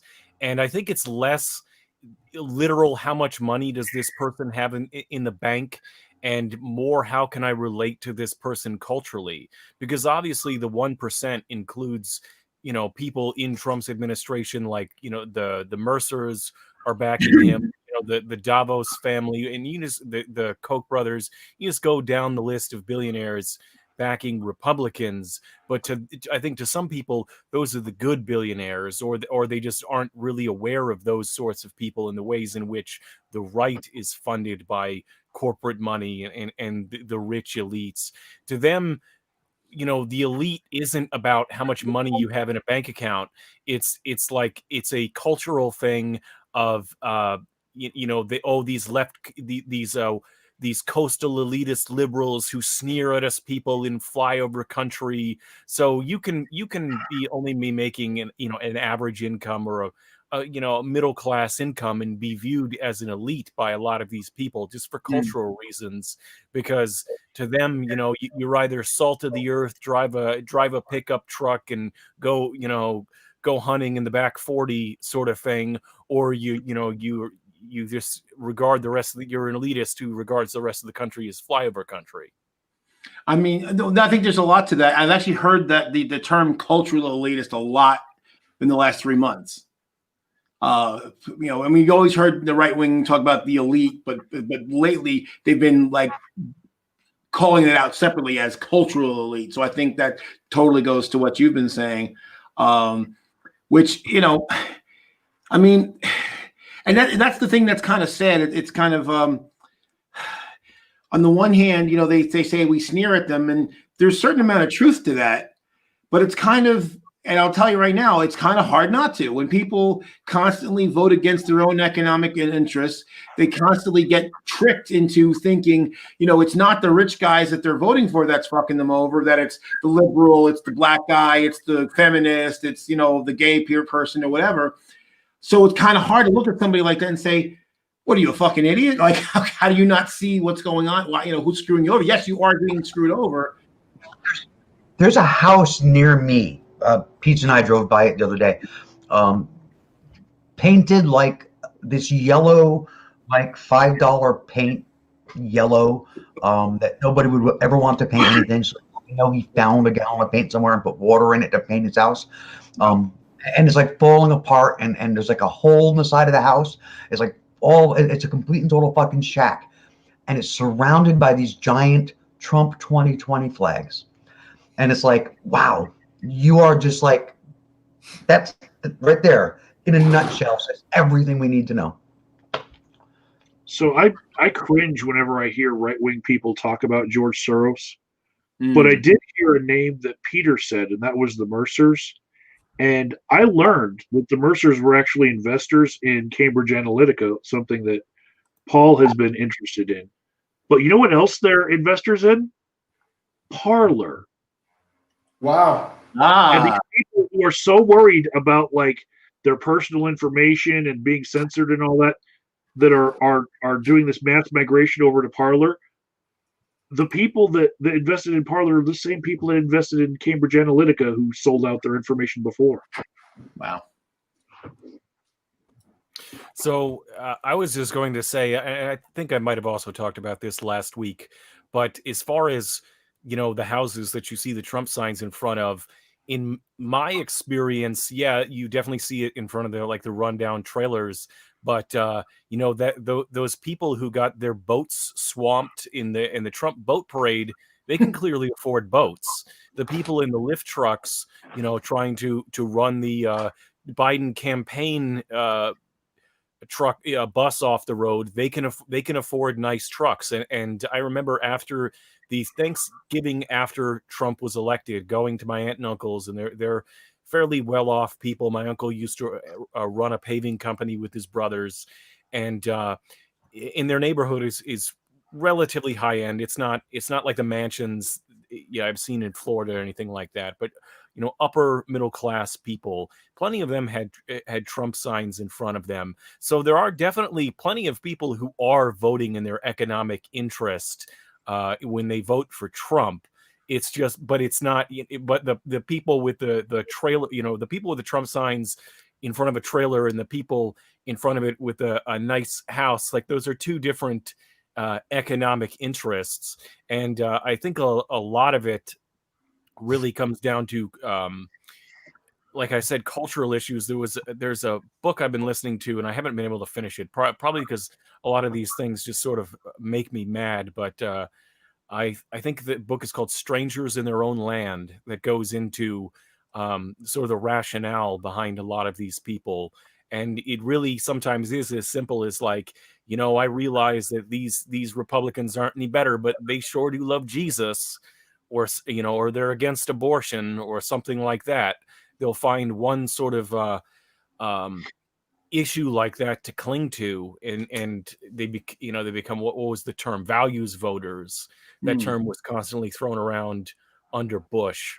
So I mean, it's somewhat of a mixed bag. Some of them are voting against their self-interest, and some of them aren't. I got a question for you, Peter. Reputation of what he was saying himself, because I'm happy that Joe votes against his own economic interests because he's an ethical person. Yeah. I want to ask a question. Peter, are you familiar with the YouTuber who used to go by the name of Pogo Bat? His real name is Dan Brown. He's been around forever, since like 2005 or 6. Maybe, but it's probably been a while. Fair enough. Fair enough. Anyway, about a year ago, he did a video basically stating it was his opinion that if someone wears a MAGA hat, if they're that much of that kind of a Trump fan, that they're willing to put that brand on their head, that they are by definition at least sympathetic to white supremacy. Is that an overstatement in your opinion, or is that fair?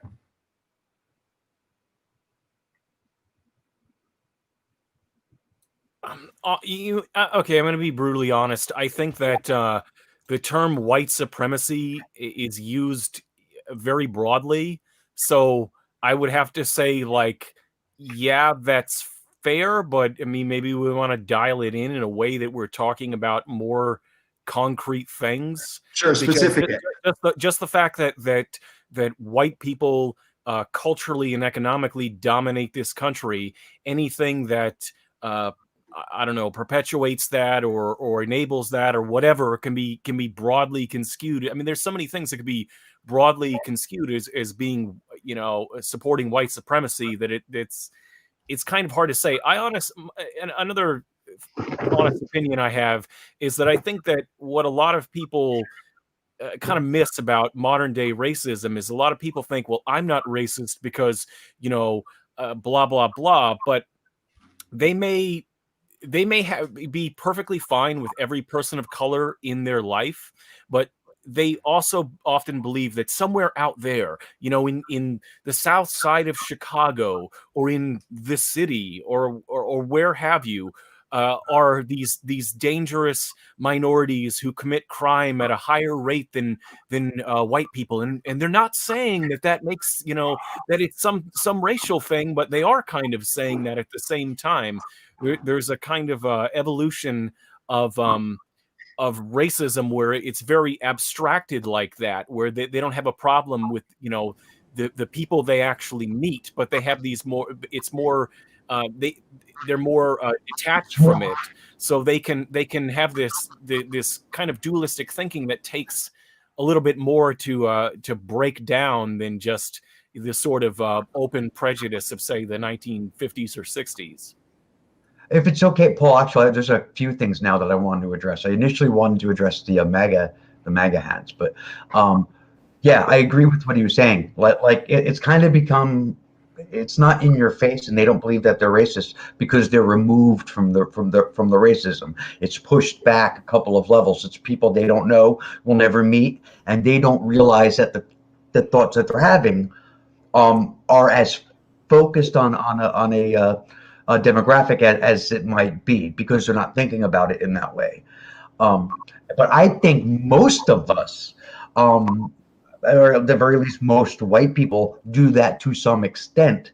I know that having been with Peach all this time, 10 years now, I have had to reevaluate my own thoughts and beliefs and biases that I was unaware of multiple times through the last 10 years. And I learn all the time that I believed something that I didn't even know I believed. That's fucked up. It's just like, holy shit. I mean, carrying this around, I don't even know how long. You know, but I think that's the difference between like me and some other people. I guess some people aren't willing to evaluate those things or to take stock in the things that they're believing and weigh them against reality. So now back to MAGA. Most people, my opinion, most people who wear those hats only wear them to invite confrontation. That's why they're wearing them. They want to be kicked out of a restaurant. They want somebody to say something. They want somebody to yell at them on the subway or spit on them as they're going by. They want that. That's why they wear it. So then they can cry the victim, and they can, you know, point and see it's the other side that's intolerant. True, because I hear very often where people say, anytime, basically, if we're intolerant of their intolerance, they say, oh, the tolerant left. It's like, well, tolerance isn't a death pact. I mean, it's like, well, if you're not down with Nazis, so you don't think that they have a valid claim, so therefore you're intolerant. Like, yeah, I'm intolerant of people that are intolerant of just people existing. Is that the Hopper paradox? When it comes to the whole whether or not people who wear a MAGA hat are promoting white supremacy, though I kind of go with what Peter said to some degree. I mean, there's a definition. There's someone being a white supremacist where they actually think white people are superior, and then there's the system of white supremacy, which is a different thing altogether. So I just wanted to add that in there, because I mean, it's easy for someone to unknowingly support a system of white supremacy, but that doesn't mean that they're white supremacists. I mean, especially as I've talked about many times, is people do have unconscious biases, and people who are just saying not overtly racist and certainly don't express traditionally racist things, what will they don't support racism, but will think something that comes from a racist system, because we have a system that has certain racist biases in them. They'll say and do things that the act themselves kind of borders on it, or sometimes even crosses the line. I've told you before, I've had very leftist, liberal, progressive people say stuff to me like, that they didn't think of me as black, because basically when you just, because I don't walk a certain way or talk a certain way or listen to a certain. You're Mexican. What's that? You look Mexican. You're Mexican. Mexican. And basically, the idea that like, well, so because I'm not stereotypical, and I'm not speaking in Ebonics, and I'm not listening to nothing but rap, and I don't walk a certain way, that somehow that makes me less black, and they say it like it's a fucking compliment. So just gonna do again. I was just going to say that I think a very imperfect analogy could be made about talking about supporting capitalism. You can go to an anarchist or a communist, socialist, anyone who is vehemently anti-capitalist, and point out to them ways in which they support capitalism, perhaps sometimes unintentionally or inadvertently. So, I mean, probably all of us. I mean, in tweeting about capitalism on their iPhone. Yeah.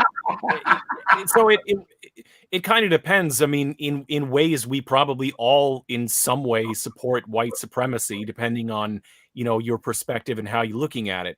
So it's almost like you have to dial it in more and say, like, are they white supremacists? Because it's just saying, like, do they support white supremacy? It's just like, well, we probably all do to a certain degree, even if inadvertently. Right. Yeah, because it's part of it's built into the way the system works. So in a sense, you can't escape it. In the institutional sense, we all contribute to it in that sense, I suppose. True. Although I will say what really mean by it is more about interpersonal interactions, rather than the institutional stuff. Although I think both are important. What were you going to say, Joe? I was going to say the one difference with the MAGA hat is, of course, I mean, that's like obviously wearing the MAGA hat is a conscious choice. Granted, a certain amount of it is, like Rob said, it is to be confrontational, and there's a very big part of that whole owning the libs thing. It makes liberals upset, so I'm going to do it, regardless of what other implications it might have about me. I think we should, as the seven of us right here should start mushrooming. Each of us needs to get 7 more people. And what we need to do is tell Republicans that what really pisses us off is universal health care and free college. We can't. Wait. What kind of pyramid scheme are you pushing now? Well, I mean, and a good example of it, even when Obama was president, we've talked about this before. The Affordable Care Act, came out of the Heritage Foundation. It's a right-wing idea, market-based solution to getting more health care to people. And but because President Blackenstein put it forward, all of a sudden it was, so it was somehow socialist and Nazi healthcare at the same time, which is, a good trick if you can be right wing and left wing simultaneously. In the same way that he was a radical Christian because of Jeremiah Wright, but also a secret Muslim. So, like, going along the same vein of, like, supporting in some way white supremacy and capitalism, that, like, no matter what you do, because of the system, the way it's built, everybody kind of supports it to a degree. Or, like, the socialists who are tweeting on their iPhone how bad capitalism is.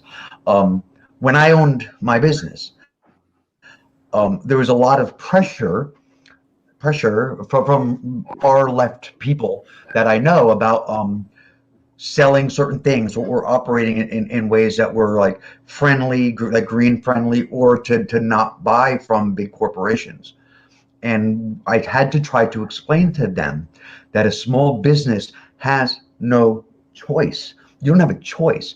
I mean, if you want to sell hot dogs, they got to go in a paper wrapper, and that paper wrapper is made by like one company, and that one company is owned by like Coca-Cola or something. So there's no. The only way to break that kind of thing is by local cooperatives, right? Which is basically kind of leaning towards communism, man. Do you know what I mean? So it's nearly impossible to do business and not support the machine of these giant international corporations. It just really can't be done. Right. And it's like, so when people say, or the small businesses are like, and they're like, oh, but we do all this local stuff and we're so great and we're not supporting it. No, you are. You are. I mean, you can honestly say that you're trying not to, but you can't honestly say that you're not. Well, and for that matter, I mean, how many people I remember seeing, and granted, the article was titled very badly, but there was an article a couple of years ago, and it was about how millennials were destroying retail business. Now, again, it was worded very badly because you're right off the bat, you're targeting a specific group, and it's certainly not only millennials. I mean, it's everybody, but it was like more millennials. And again, you talk about, the anti-capitalists, and yet they're buying all their shit on Amazon and not going to their local store because why? Because Amazon is cheaper and faster. It's like, yeah, but that's why there's no fucking retail jobs anymore, because you're shopping at Amazon and you're fucking over the local business. That, so maybe that local business costs a little bit more, but that's, and then you complain there's no jobs. It's like, well, that's why. And the only place to work now is the Amazon fulfillment center because you put mom and pop out of business. I've literally never bought anything on Amazon for exactly that reason, Joe. What were you going to say, Peter? I disagree to the extent that I think that the mom and pop businesses, by and large, were killed by Walmart really before Amazon got where it is now.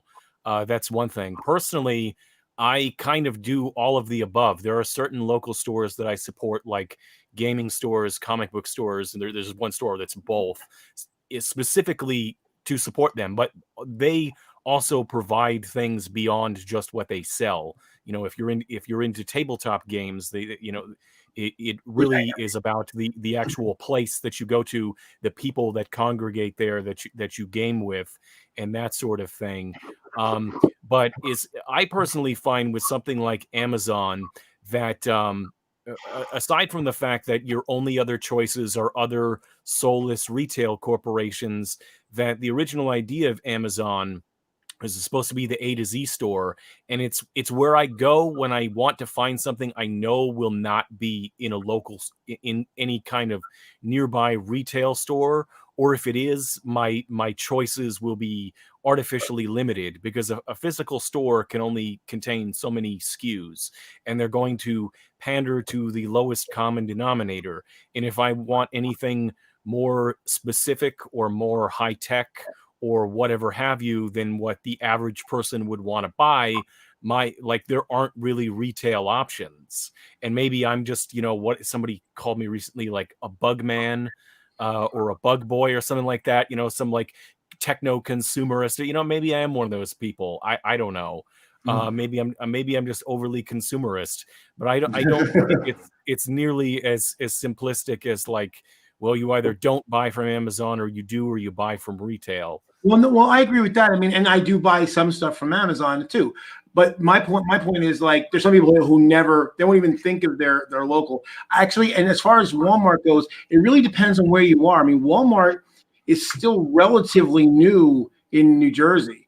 So, and even now that Walmart's here, Walmart is not big in the way it is like in the South and in rural areas. Walmart's just one of a billion options we have. But I worked in retail here in New Jersey for years before Walmart moved in, and I remember when it was coming, a lot of retailers shut their doors they didn't even wait.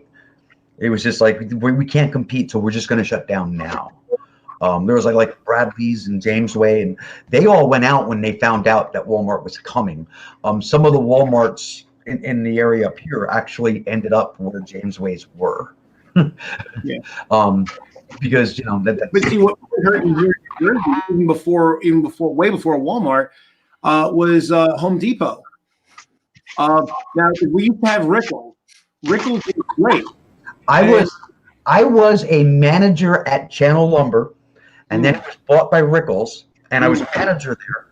And when Home Depot started moving in, they had a massacre at the corporate office, which is like right near, like not far from where I live, but where the execs went through, and they were going office by office, just going, "You're fired, you're fired, you're fired," and sending people home. And the store I was a manager at was like 2 miles from the corporate office, and our phone was ringing all day with people crying, "I've been here forever, now what am I gonna do?" Yeah. Yeah, and so the problem is, like, Rickles actually had a selection. Home Depot really is built around what builders need, not what the average home user needs.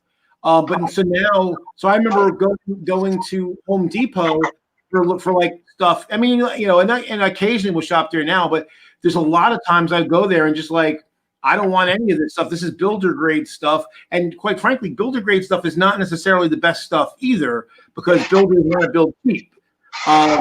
So, and it killed Rickles. It killed a lot of the local hardware stores. And so there's certain things that now I can only buy. I can't find in a local store, including Home Depot, and I can only get on Amazon. I think Michael there is making a point that shopping at Amazon is an inevitability for me at some point. I don't know. I thought he was going to make an Amazon hut or something like that, like a cardboard. I mean, my partner shops a lot on Amazon, so my resistance to it is pretty moot at this time. But up until I moved here anyway, I've never shopped at Amazon, and I still haven't. But Christmas is coming. There's a pandemic. I'm going to be shopping online. I have to face up to that fact. But prior to 2020, I was very proud to say the only thing I ever bought online was tickets to a concert or plane tickets. Not counting eBay, of course, but I mean, I don't shop online as such, And Phoenix, right? I thought maybe you were having flashbacks.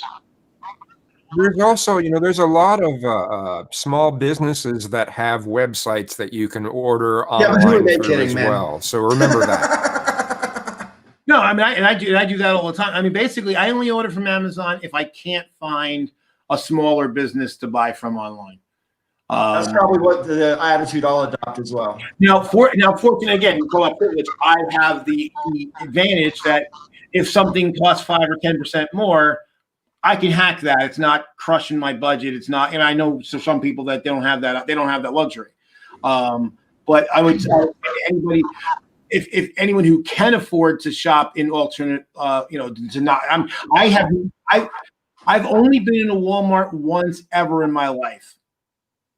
I've only been in Target twice, and Target's a much better company than Walmart. I mean, they still have problems, but they're a lot better to their employees than Walmart is, and better to the community as well. But I mean, because I just don't, for whatever I would save, and quite frankly, I've occasionally done online comparative shopping Walmart's very often not cheaper, but you can tell people have been ingrained, that they've been indoctrinated, and you can tell when you ask them why they shop at Walmart, and they'll actually say the low prices. Now that's fucking sloganeering. That's right out of their commercials. Normal people don't talk about that. You just say, oh, the prices are low. They have low prices, not low. That's that ad has actually sunk in your head, and even if it's not true, you believe it because it's sunk in. You've been indoctrinated to believe it. I don't have a credit card or a bank account, so I don't buy anything from Amazon. That makes it easy. Hey, just something I was thinking about, if you don't mind changing the subject again a little bit. Earlier, I had talked about the 2030 Sustainable Development Plan that the whole Build Back Better stands for. And I just wanted to mention they have the 17 Sustainable Development Goals.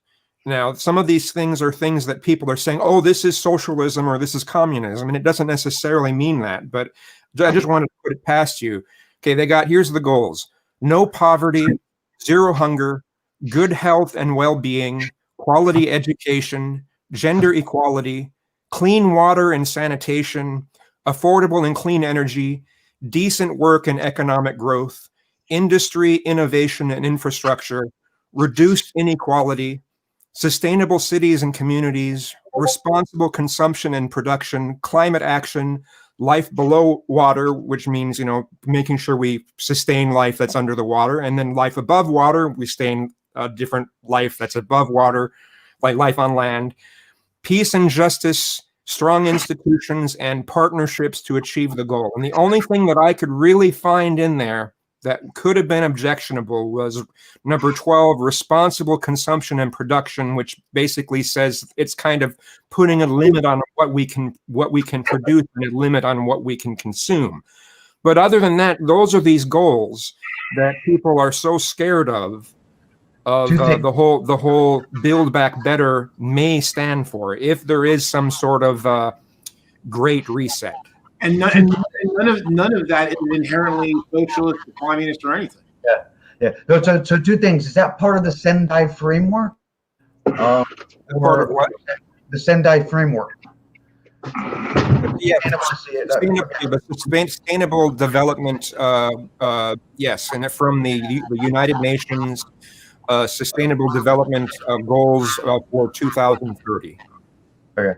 And then the other thing was, responsible consumption and production doesn't necessarily mean a limit on producing and consuming. It just means doing it responsibly. Like, there's a difference between just all out consumption and all out production, and doing it, in ways that's responsible. It doesn't necessarily limit the amount you produce.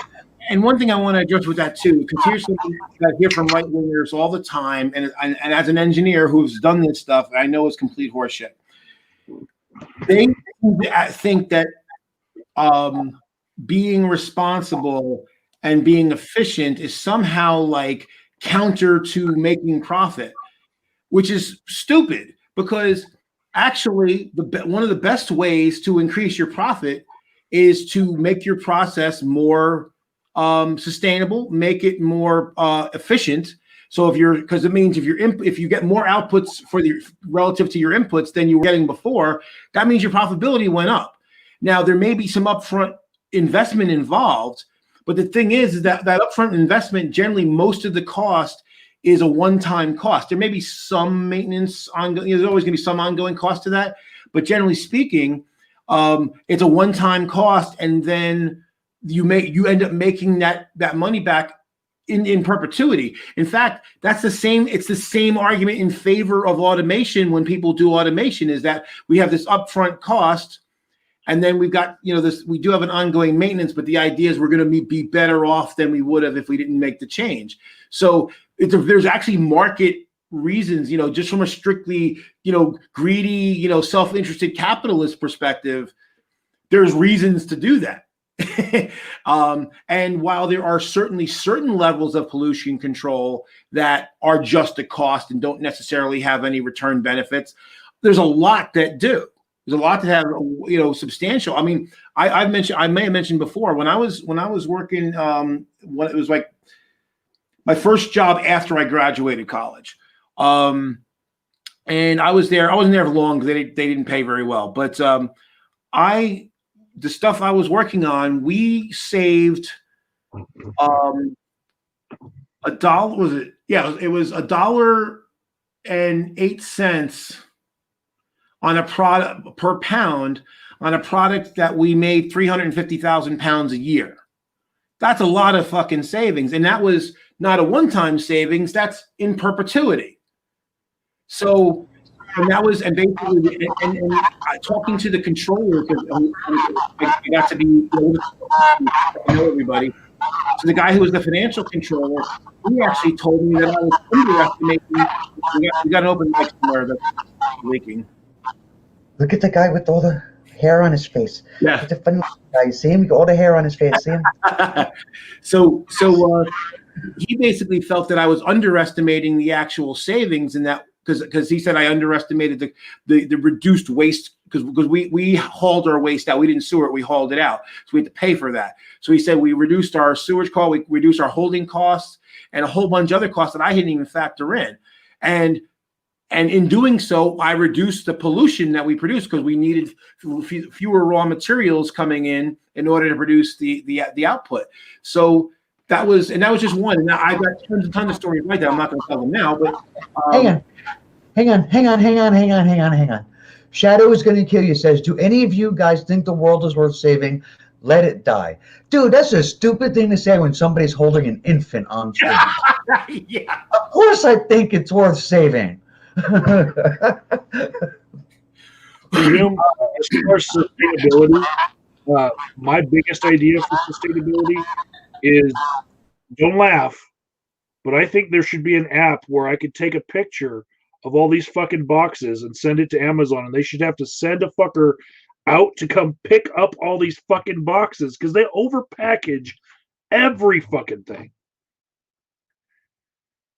Well, one thing I was thinking that Amazon should do, and I like, because again, I do end up having to order stuff sometimes because of business. It would be kind of cool rather than delivering everything like immediately when I said I wanted it, if they could like do like one delivery, no more than one delivery a week. That would save gas and all sorts of stuff. That guy is bolder than you. Look. They do have something like that where you can choose a specific delivery day. But I just wanted to say that it's been fun, but I got to get going. I got to get up early in the morning. Hey, good seeing you, man. Everybody, Thanks for coming, Peter. That was cool. Please come again. Yeah.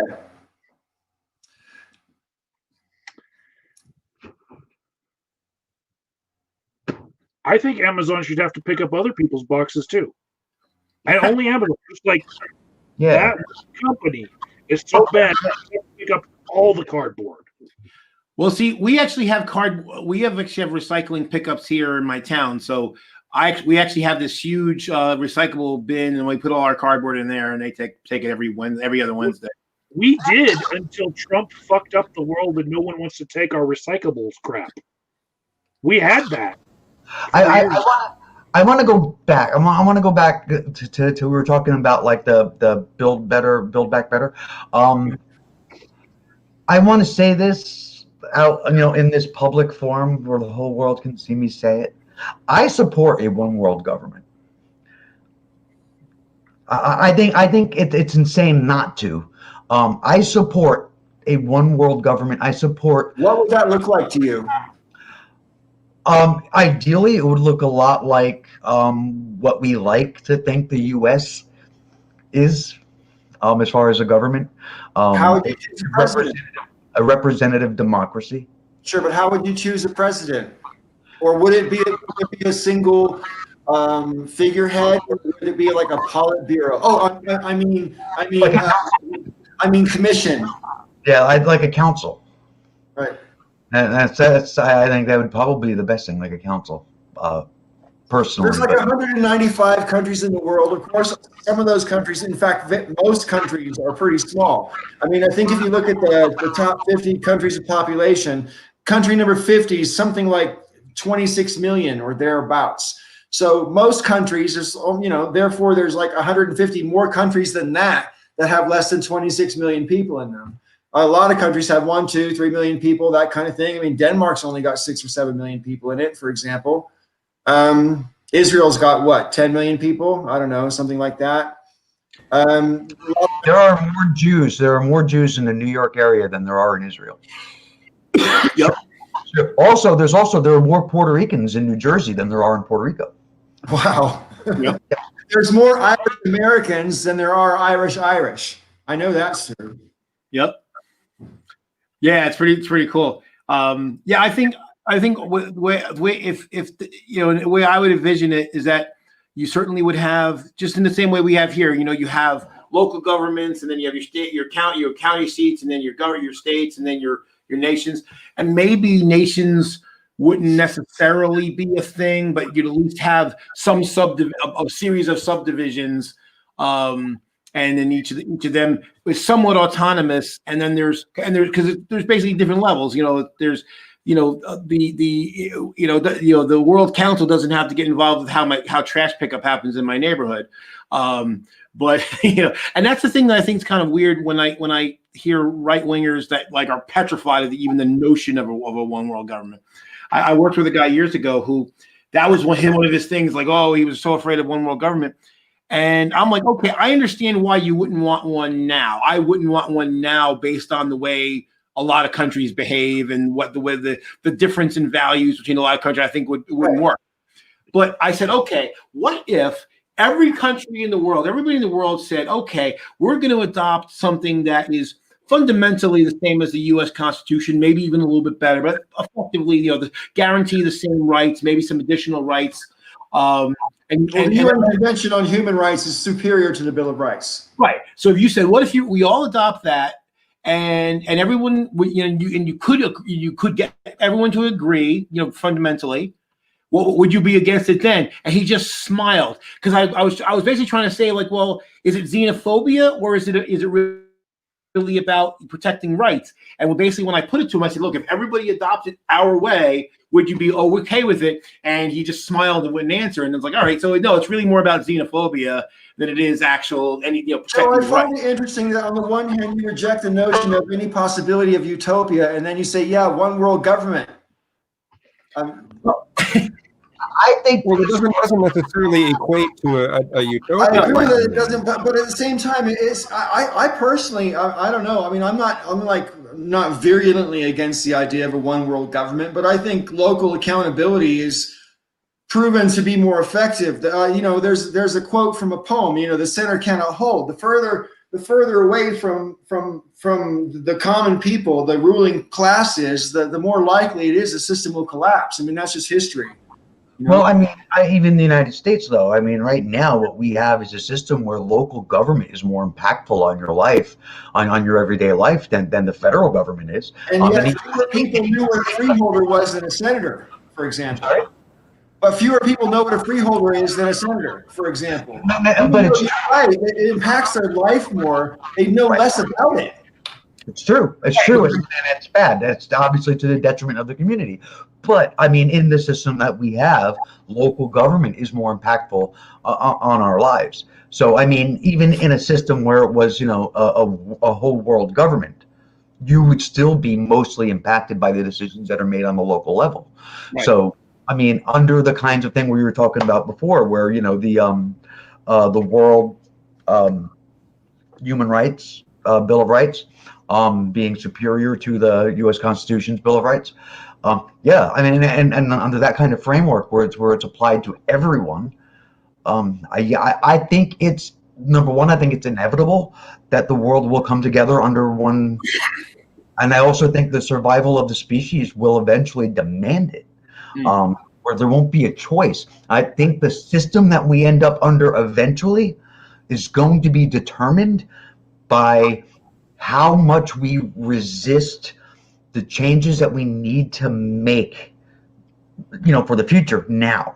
Like if we're like, fuck this, I am not stopping fossil fuel. I am not gonna recycle. I am not gonna go with a green, well, eventually that's going to be forced on us, and it's not Well, going I to. just come from 31 years in the UK, as you know, and they just spent most of that time deciding that the EU, the European Union, is a bad place, and the union is a bad thing, and we need to be ourselves, and blah, blah, blah, blah. So I've just lived through all these arguments played on a slightly smaller scale. You know, the European Union is was 28 countries, with roughly comprising 650 million people, you know, in total. And and the benefits that the European Union membership conferred on Britain were multitudinous and not in dispute. And yet they still didn't want it because they're ruling us over there, they're ruling us over there. Even though they really weren't. The president of the world was Chinese or hell, I don't know, Algerian, whatever. I don't think a lot of Americans would take it, just in principle, for xenophobic reasons. Well, yeah.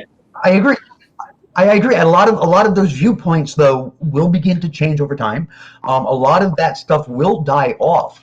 And like I said, there are certain things that if we don't do sooner rather than later, those things will be forced on us. That don't mean like America. I just mean, you know, people in general. Eventually, there will come a point where some force somewhere, whether it's the American government in coordination with other governments, are going to say things like, no, this is how it is now going to be. Well, I don't like it. It's just too bad. Well, environmental changes caused by climate change are going to force things, whether we react to them or not depends on how many people die or get displaced. and freedoms will be sacrificed. And it'll be done either by popular vote for the will of all of us, you know, for the good of all of us, or it'll be forced on us on a way that will be very oppressive that we don't like. So we've got to decide now whether or not we want to do it the easy way or the hard way. Yeah, and to your question to me earlier, Paul, about you know, it seemed like a dichotomy. Not really, because like I said, I don't believe a one world government's practical today. What I'm saying is I am not against the theoretical possibility of one. And as Rob said, I think it is an inevitability. And I think, you know, look, we know that our planet will eventually become uninhabitable. Right. Well, I'm personally not necessarily averse to the idea, and the reason, Kazum, that I compared it to utopia is because both utopia and a one world government would depend utterly on the majority of humanity deciding they wanted the same thing for more or less the same reasons. Right. The reason I don't believe utopia is possible, specifically because I personally think you will never get everybody to agree on anything. On anything. Now, one good you show a system to be, there's always going to be some people who go, man, I'm not going to conform to that. I know, because I'm a nonconformist. You know, that's just my nature. I can't help it. Right, but everybody doesn't have to agree. You have to have enough people to agree to form a consensus where it's the majority rule. There's always going to be people you drag, always. And one thing I want to address, somebody Mage Wolf asked, well, what happens if the one world government becomes corrupt? Well, basically, every government is already corrupt to a certain degree because people are involved. Here's the thing, and one of the objections I've heard, to the idea of the one world government is that, well, it becomes corrupt and who saves you? Well, I would posit that the United States recently teetered on the brink of authoritarian rule.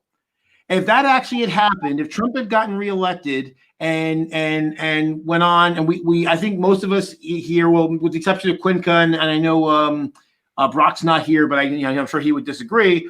But that if that, he certainly would have gotten even more authoritarian feeling that he was had a mandate to do whatever the hell he wanted to do. So if that was the case, no one was going to come to save us because they couldn't, and they probably wouldn't give a shit because the people. Because quite frankly, Russia and China would be more than happy to see us fall into chaos. The rest of the world would just really look for other places. They already started looking elsewhere for leadership. I disagree. I mean, I disagree. I not completely though, but I think that if Trump had won a second term, he would have seen his reelection as a mandate and he would have become more authoritarian. And I agree also that nobody would save us, but I believe that there are some that would try. I think the European powers would have done something.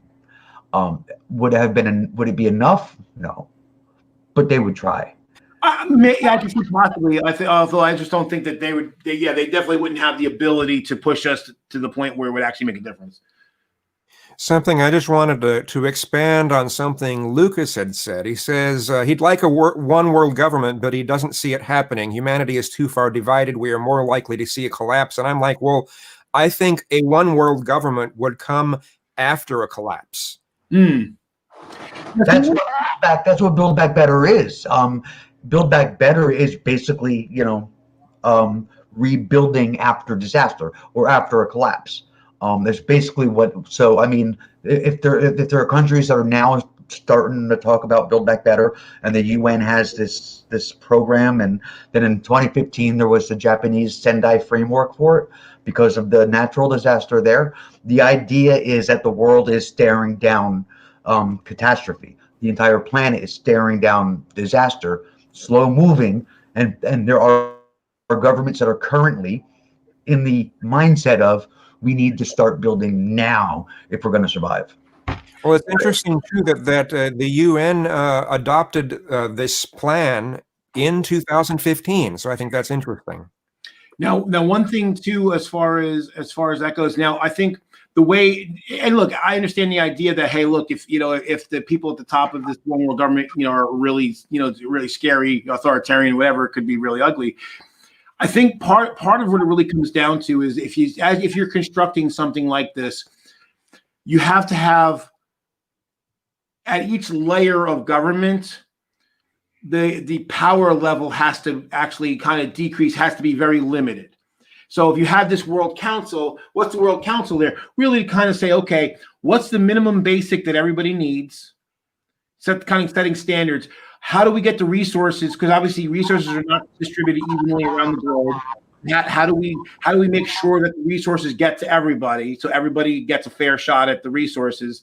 And that's it. And they wouldn't have control of the military necessarily. They wouldn't have control of a lot of the way I see it is that kind of a council would be in charge of things like de-escalation, trade disputes, cultural, cultural cohesion.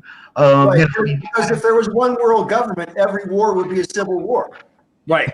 Yeah. Every war would be a civil war. So I mean, I think that's what like a council that runs an entire world government would have to be. Instead of like an executive kind of a body, it would basically be a de-escalation body or a place to handle disputes. Right. Whether they be trade or resources or whatever, or cultural, because those things are. We have the array of cultures that we've already got on this planet is, runs the gamut. There's a comment I wanted to bring attention to. I'll put it up. Considering the assassination over the past couple of days, and that Iran themselves are blaming Israel for it, but Trump tweeted it literally within minutes of it happening, as if he was trying to take responsibility for it, or at least say or imply that he thought it was a great thing. Yeah. For one thing, I'm against extrajudicial killing. I think it should go without saying.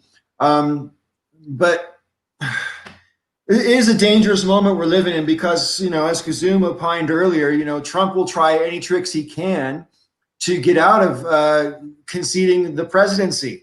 Right. And the thing about the state legislatures, I think that's far-fetched. I think what's less far-fetched is him actually creating a war and then saying, I can't leave, I'm in charge, and we're in the middle of a crisis and all that kind of shit. That wouldn't work. I think it's more likely what he's doing is lighting fires all over the world that Joe Biden's not going to be able to deal with or put out. He's going to cripple the entire presidency from the beginning, and then he'll start campaigning immediately after leaving office, saying, look at this fucking failure you guys voted. You need me because I'm the only one who can fix this. And to your point, Rob, Trump has scheduled a rally for Inauguration Day. So there you go. And I Have you actually done that? I heard it was a rumor, but I didn't know he's actually done so. Yeah. I was watching about it earlier on CNN. It's like, this is why I'm completely agree with everything Rob just said, because this is the admission. He knows he's not staying. He knows he's not staying because you wouldn't schedule a rally on Inauguration Day because he's supposed to be getting reinaugurated. But yeah, his thing is, and he also wants to launch his media network, which he will use as his platform. So that's where he gets all the free advertising for his campaign in the future that he wants. And this way, because that's the thing. If he just goes away in 3 years when the next primary starts, he'll fade. Just like you were saying earlier, Paul, the fact that the rallies are getting fewer and fewer people, there's less engaged, people are like moving on. He knows he has to kind of stay in everyone's face, or else he's going to be forgotten and no one's going to care anymore. He'll have his hardcores, but it won't be everybody. So I think, in my opinion now, because I agree with you that Trump is going to launch his media company, and he's going to use that to resell himself to the people. I think one of the things that the Biden administration should do immediately is to reinstate the fairness doctrine in the FCC, and that'll pretty much neuter any media thing that Trump wants to do from day one. So, somebody wants to fuck you, you fuck them right back. For the sake of people who don't know, please elucidate on the fairness doctrine. The fairness doctrine was introduced in 1949. The FCC, it made it so news agencies and media basically had to give equal time and equal sides to all the political parties and everything else. So you didn't have right-wing and left-wing media. It was just media. Right. So Ronald Reagan got rid of the fairness doctrine. And it's because Ronald Reagan got rid of it that Fox News became a thing, and that Rush Limbaugh, he was one of the first. Rush Limbaugh became a thing. So bring back the fairness doctrine. Fuck Trump right in the ass. Oh yeah, somebody else can make that. Trump's not immortal. That's important too, because again, I'll reiterate that one line from the great dictator. As long as men die, liberty will never perish. That's because that's the funny thing is that Trump's always trying to make the case that Biden's too old and senile, and with all the unhinged and wacky shit that Trump has said and things where he's clearly not lucid. And just imagine in 4 years, and plus the fact that, we also know he's not terribly healthy with all the, fast food and, it's funny when I see when it says how much he supposedly weighs, because for one, he's tall. And so even if he was svelte, he would weigh more than what they're saying, and he's fat. So there's no fucking way he weighs he weighs as little as they report. Paul, I don't want you to go to sleep without nightmares tonight, so I'm going to give you an alternate scenario for this rally that he has on Inauguration Day. Okay. He is actually planning for an alternate inauguration. He can do that, but it has no weight in the law, so that's hilarious. Oh, and also for those of you who did not know, Donald Trump suffers from incontinence, and he wears Depends. He wears adult diapers. Yeah, and there are instances on live TV. You can look these up and listen. But while he's engaging with people, when he's getting upset, you can hear his stomach evacuate. You can hear him fill his diaper. It's everyone in his circle, both in media and in government, are completely aware of this. And a lot of people don't like to stand too close because he stinks. So that's where that diaper Don meme thing was coming on Twitter. That makes sense now. Yep. Oh my gosh! I mean, severity, right? To say that Twitter should be deemed a national security threat because Diaper Don was #1 trending for over 24 hours. Well, here's why I'm laughing about Diaper Don, because I've been calling him that for 3 years, not because of his incontinence, but simply because he acts like a baby who soiled himself. Now we know he is a baby who soils himself. So I was so thrilled because I've been posting that one for years, and it's finally taken off. So supposedly, he has incontinence problems because of his diet. and his drug habit, cocaine and Adderall and other things, drug habits that he's had for years, and it's really fucked him up. But he's also he consumes a lot of fast food, and that's no good for your gut.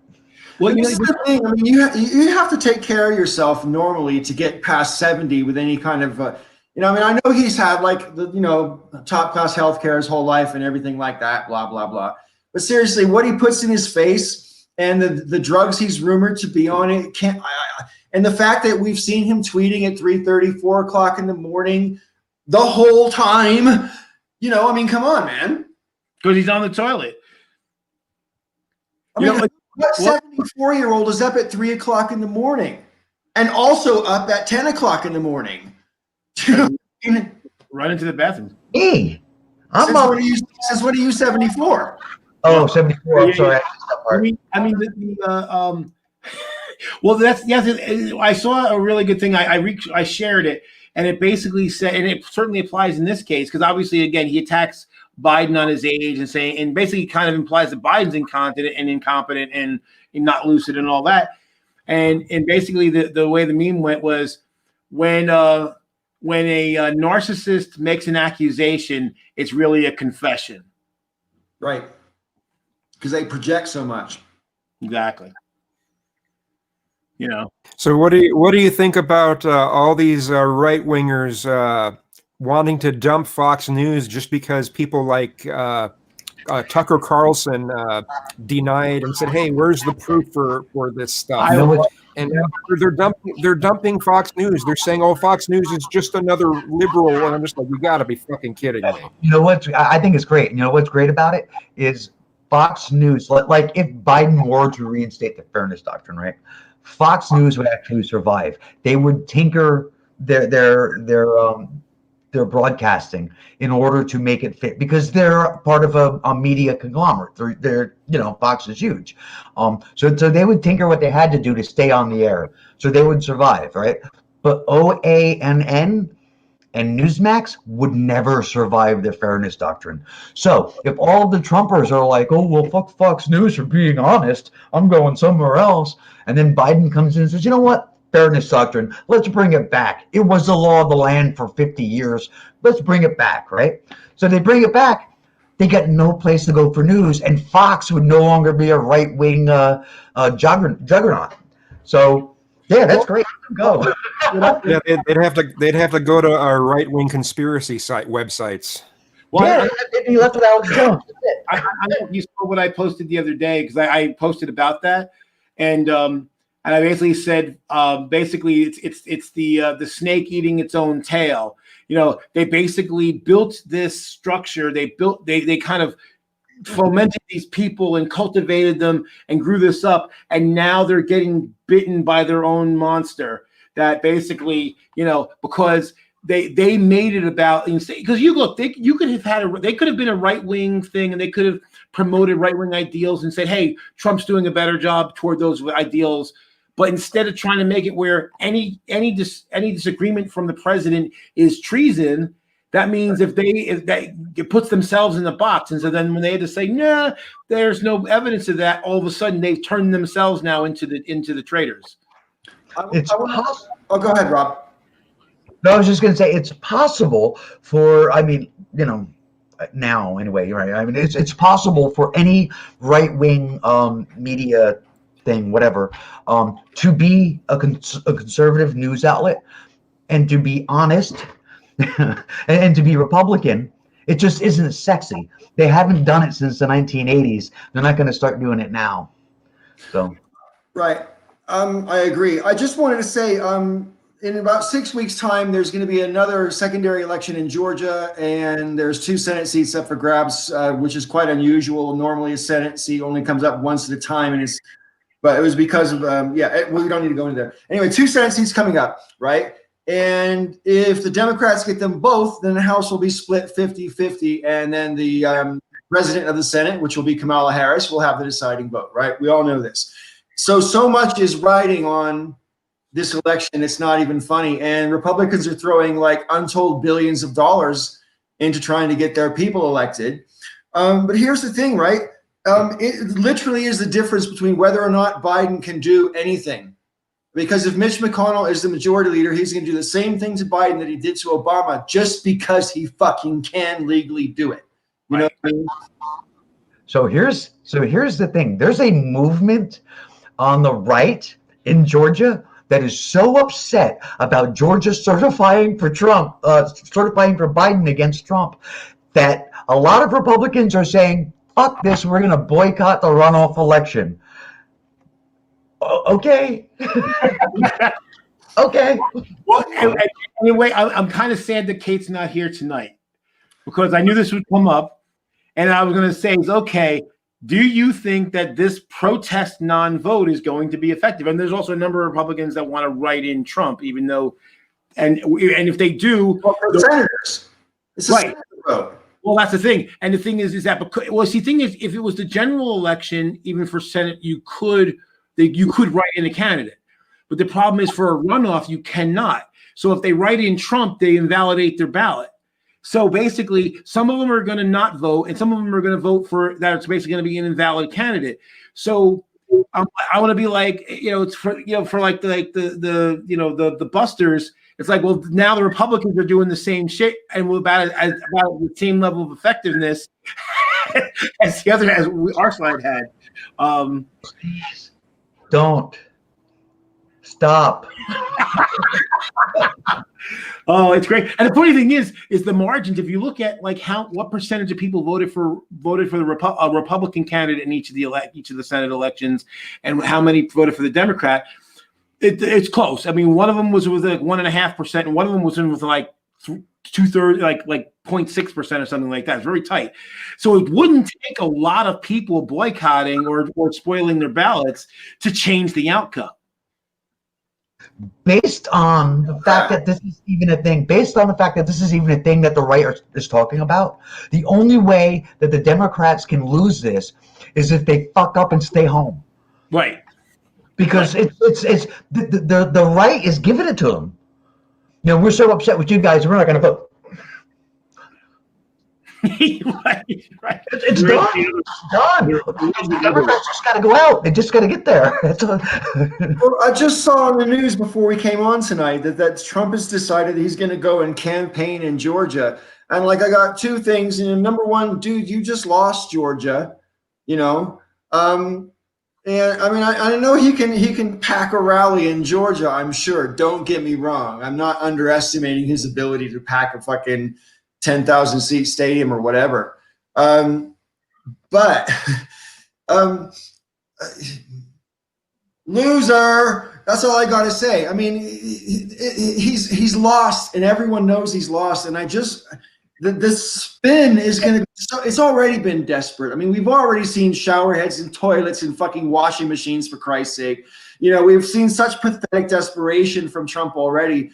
What's this going to bring out? Because he's going to be both mostly campaigning for himself and how he's aggrieved and cheated, and mention the senators as an afterthought, probably. At least that's my imagination of what will happen. What do you guys think?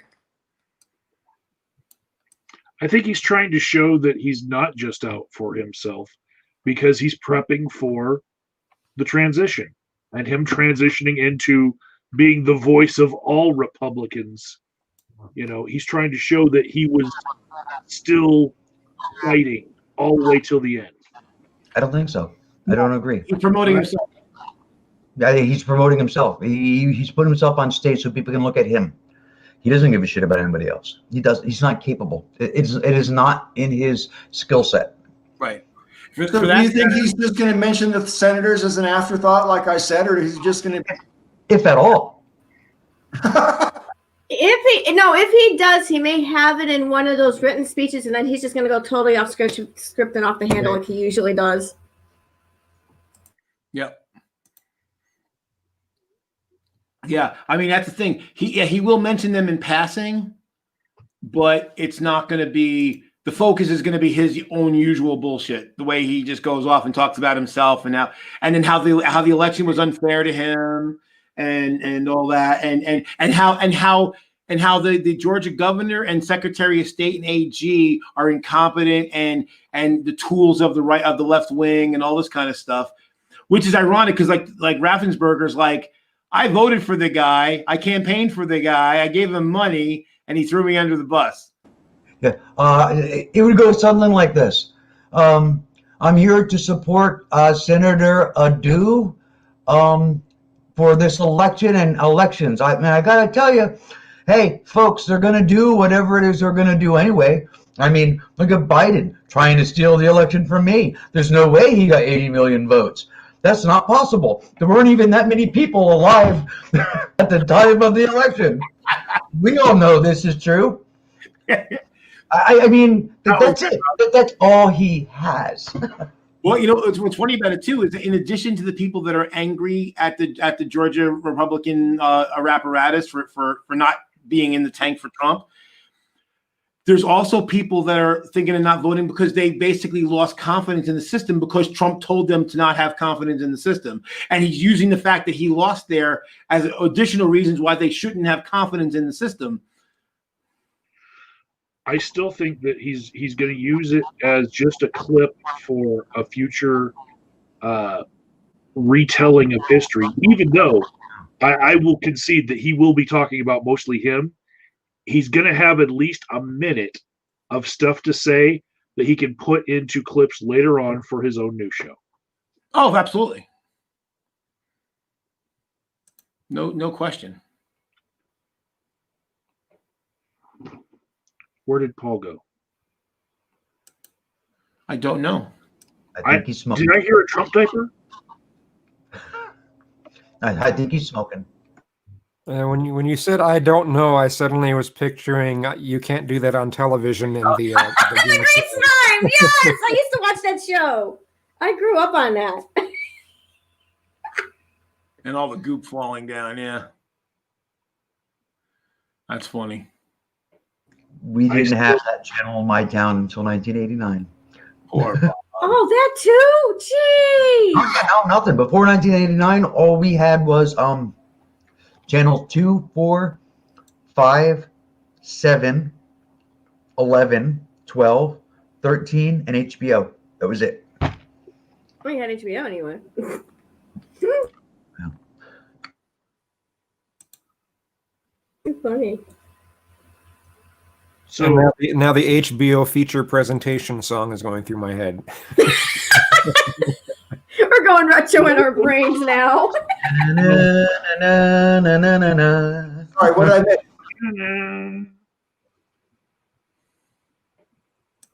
HBO. Oh, we were just asking where you went. Ah.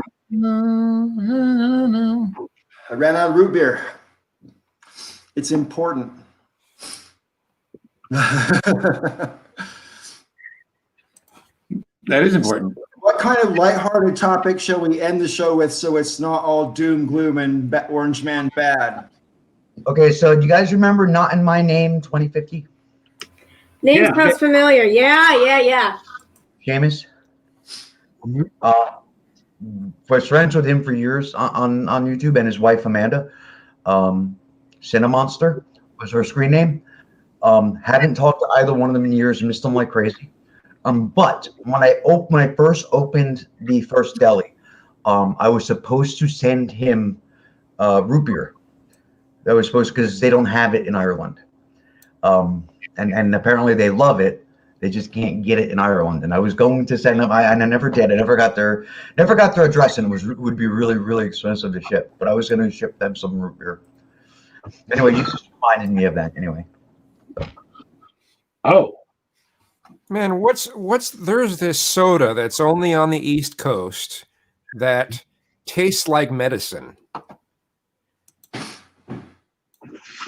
Just trying to see if you might have known what it was right off the bat, but I'm not familiar. What kind of medicine? Like Pepto-Bismol? No, I mean it'd be. I guess it'd be more.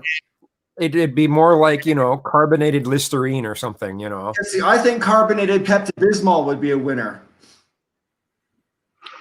You're not thinking of Moxie, are you? Or Pepto-Bismol on ice cream. Moxie might be the one. That might be. That sounds familiar. Never heard of it. Yeah, Moxie. I mean, it was Moxie was big, like, decades ago. I'm just looking up the Wikipedia page. It was made by Coca-Cola Company. Came out in 1876. Wow. Um, I was in South Carolina at one point when I was in basic training. I was in Fort Jackson, South Carolina, and it was the only day the entire time I was in basic training that we actually had free time on base. And they have little stores. And I went in there and I was dying for a Yoo-hoo. And I asked the girl behind the counter if they had Yoo-hoo.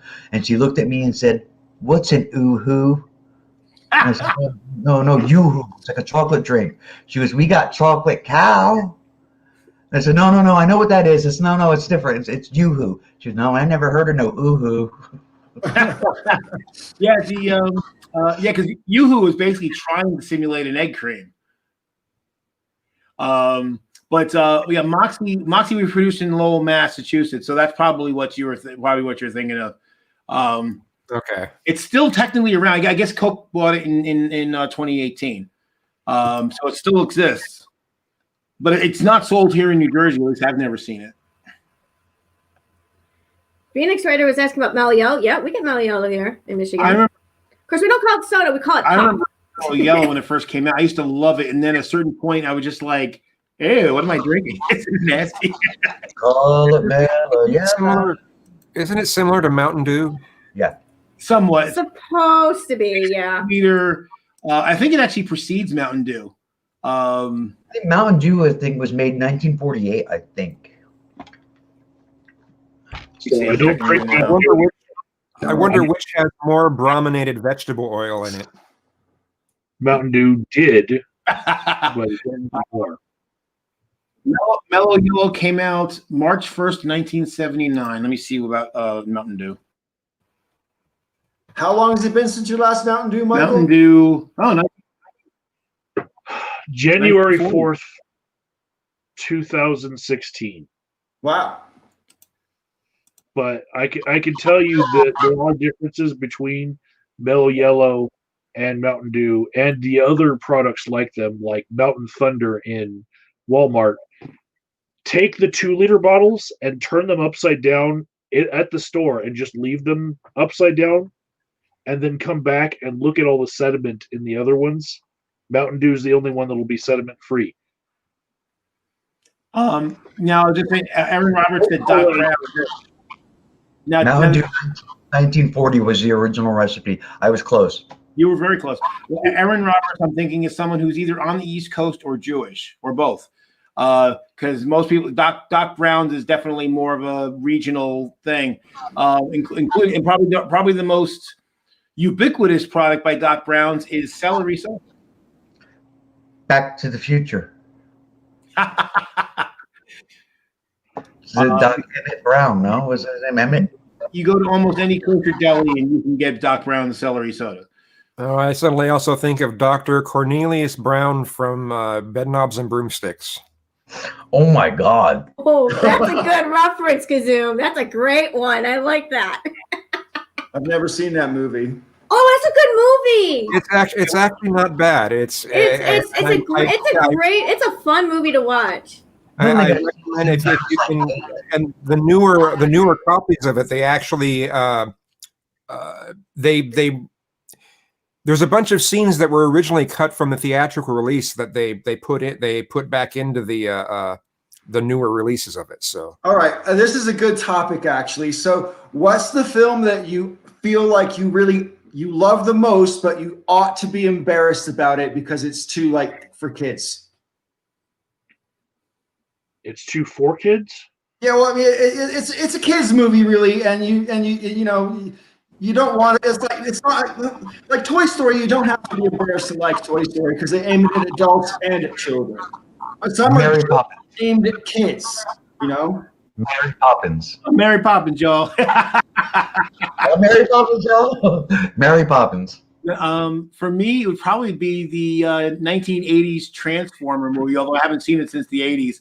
Basically, when that movie came out, I remember going with some friends. We were in high school, and it was basically like 8-year-olds and 15-year-olds in the theater, and nobody in between or on either side. Wow. I'm so old, right, that I saw Mary Poppins when it was brand new in the drive-in. Oh, wow.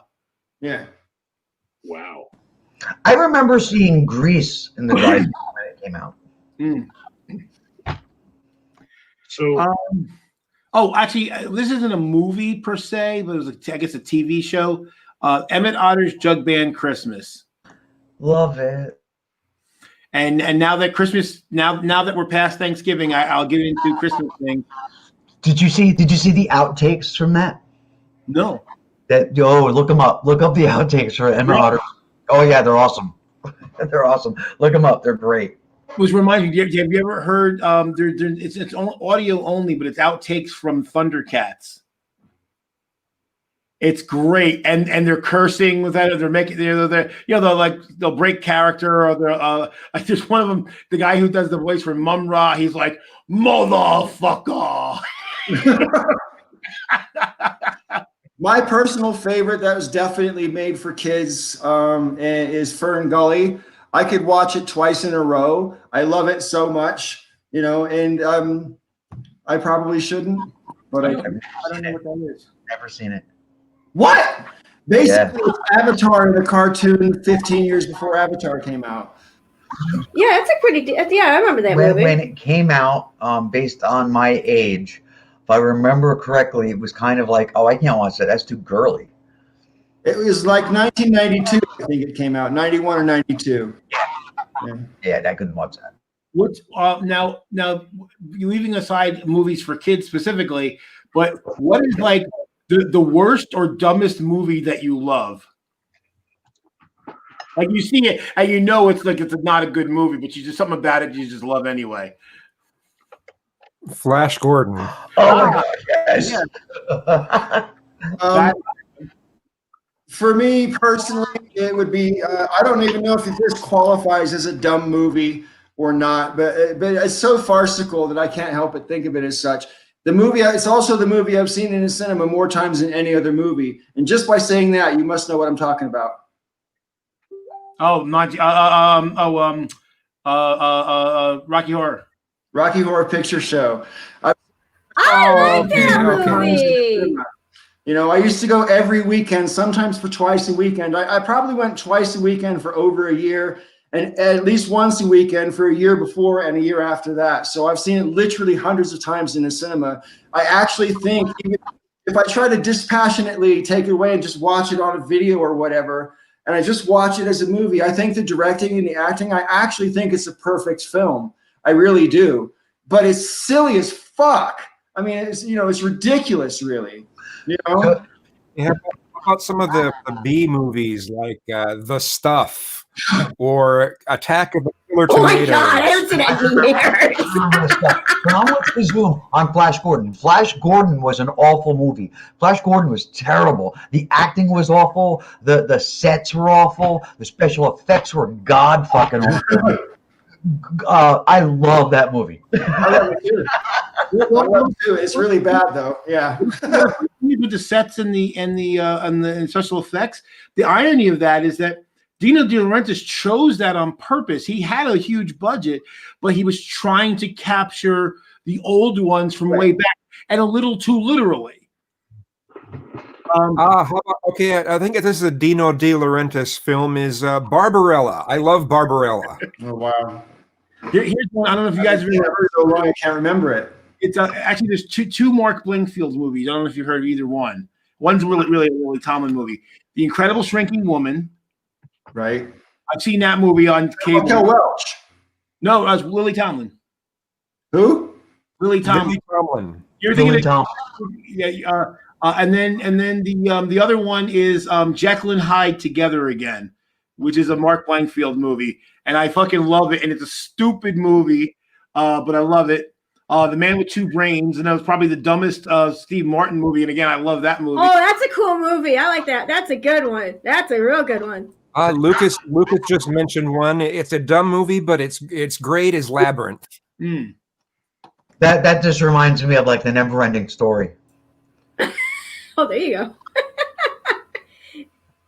No one has talked about The Room.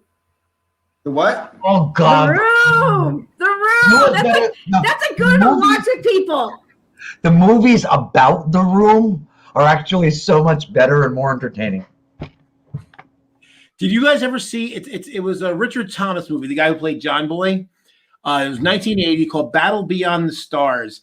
And what I always remember about it is that it's a space movie, and the spaceship looked like a headless woman. Like it had the form of a woman, including like it had nacelles down here, like basically tits, but there was no head. And I always remember that as a kid because like it was very clearly made out to be like a woman's body with no head. And it was like it was funny. It wasn't really intended to be. but I saw that movie back when I was a kid, like 85 times. I can't think of the title now. The John Travolta movie when he was an alien. The space movie that it was really awful. That really bad, really bad movie. John Travolta was an alien in a movie? Oh, Battlefield Earth. What is it? Battlefield Earth. Battlefield Earth. Yep. You know, the thing about that movie was kind of because I had read the book and I liked the book, and the first half of the movie is very, very close to the book. They did a really good job. Barry Pepper plays Johnny Goodboy Tyler, and you know they skipped in a few spots, but overall it was actually not bad. And then the second half of the movie like just went off the rails. And like there was one part, you know, I have like they basically like effectively the cave people learn how to fly all the ships and everything. And it starts stupid because it's like a week later. But in the book, it was like 2 years. And what's so dumb about it is that literally they do a fade where they just say, you know, they're like, oh, time, you know, they do the wavy thing and like time has elapsed. They could have said anything. They could have said 2 days, 2 months, 2 years, 2 decades, but they chose a week. And that's what it like totally destroyed the you know suspension of disbelief. So if I remember right, wasn't Battlefield Earth? Wasn't that? Didn't that try to hint cram Scientology down people's throats? probably. Maybe a little bit. I mean, it's now a book. But I if I remember right, it was really fucking awful. But John Travolta tried to play it so serious, and Yes. it was so bad because of how serious he was trying to play it. It And only he's made, a Scientologist. And Forrest Whitaker's on it too. You have to be prepared to overact if you're going to play an alien in an alien costume. To bring a character out. I mean, I think about aliens from all kinds of different shows, whether it's Star Wars or Babylon 5 or Star Trek. I mean, if they really overact, it is more believably not human somehow. Like a Jakar is a good example of that, right? I mean, in Babylon 5. I don't know. You mentioned about the whole L. Ron Hubbard and Scientology thing, and I can't remember if it was before we went on live or while we went on live, but recently I started watching that Scientology documentary show with Leah Remini on Netflix, and it's kind of blown my mind because for one thing, I'm glad so many people are getting out of Scientology. I didn't really realize. I thought people were pretty well locked in. But it's kind of frightening to contemplate that, you know, if we talk about it too long here on the Breakfast Club, people might fucking get hassled about it. You know what I mean? I mean, they really do have a pretty dark thing going on. And, you know, I can't. Scientology.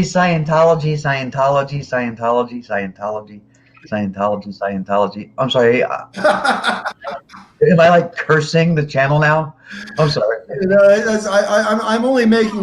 Am I tempting fate? The point, you know. But no, seriously though, if a cult like that literally drains people of their money and holds their families hostages and all this kind of thing, if that can go on, just because it's a religion, then religions have way too much latitude in our society. I mean, you know, do you know what I mean? Well, I mean, we're kind of hardwired to have something similar to religion. Not necessarily religion itself, but we're kind of hardwired to have. We're hardwired to seek meaning. Yeah.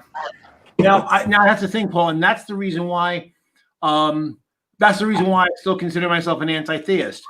Do you know Chris Mowdy? Chris who? Mouty, M-A-U-T. Good YouTuber. He was gone for a long time. He's come back recently. We're good friends.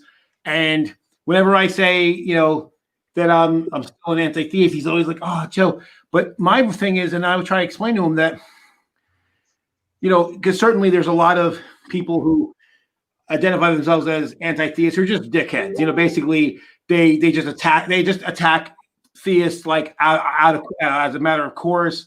They think that they're morally superior. All this. For me, it comes down to religion is not the only thing that makes people think ridiculous bullshit, but it's the only unquestionable authority. Everything else, if you think about like the race realists, they all follow Philip Rushton and they think they know something. But they have to at least try to trot out some scientific evidence to support their bullshit because they know that otherwise it's not going to go anywhere. But you just you make an appeal to your religion, and you can get away with all kinds of shit. Like think about the Catholic Church, which I used to be a Catholic. So we know they're not the only organization that has found pederasts among themselves, but they're the only one that gets away with hiding pederasts, moving them around to other places without getting sanctioned. If a police organization or fire or nurses or teachers or any of those other organizations were found to be shuffling pederasts around and hiding them and giving them sanctuary in buildings and moving them off to countries where they can't be extradited, those organizations would be destroyed. We would fucking destroy them, and with good reason. But it's almost like, well, it's hands off because of religion. No, you have an obligation to turn these people in. And this idea that, well, we sentence them to prayer, that's not fucking good enough. And we should never, ever allow that. Why don't we put pressure on them? But it's because politicians are too fucking afraid. And it's not that we legally couldn't. We just don't, because politicians don't want to upset the apple cart. They don't want to upset potential voters. So they allow them to get away with atrocities. And it's bullshit. And I'm so fucking tired of it. But the Scientology managed to achieve tax-exempt status as a religion in 1993, right? And they extort money from all of their members. To advance in Scientology, you have to pay every step of the way, right? And they keep on trying. They will make you take a second and third mortgage out on your house. They'll make you give up your children. I mean, this shit is evil, and I can't believe that cloaking it as a religion makes it immune from. I mean, I put it to you another way.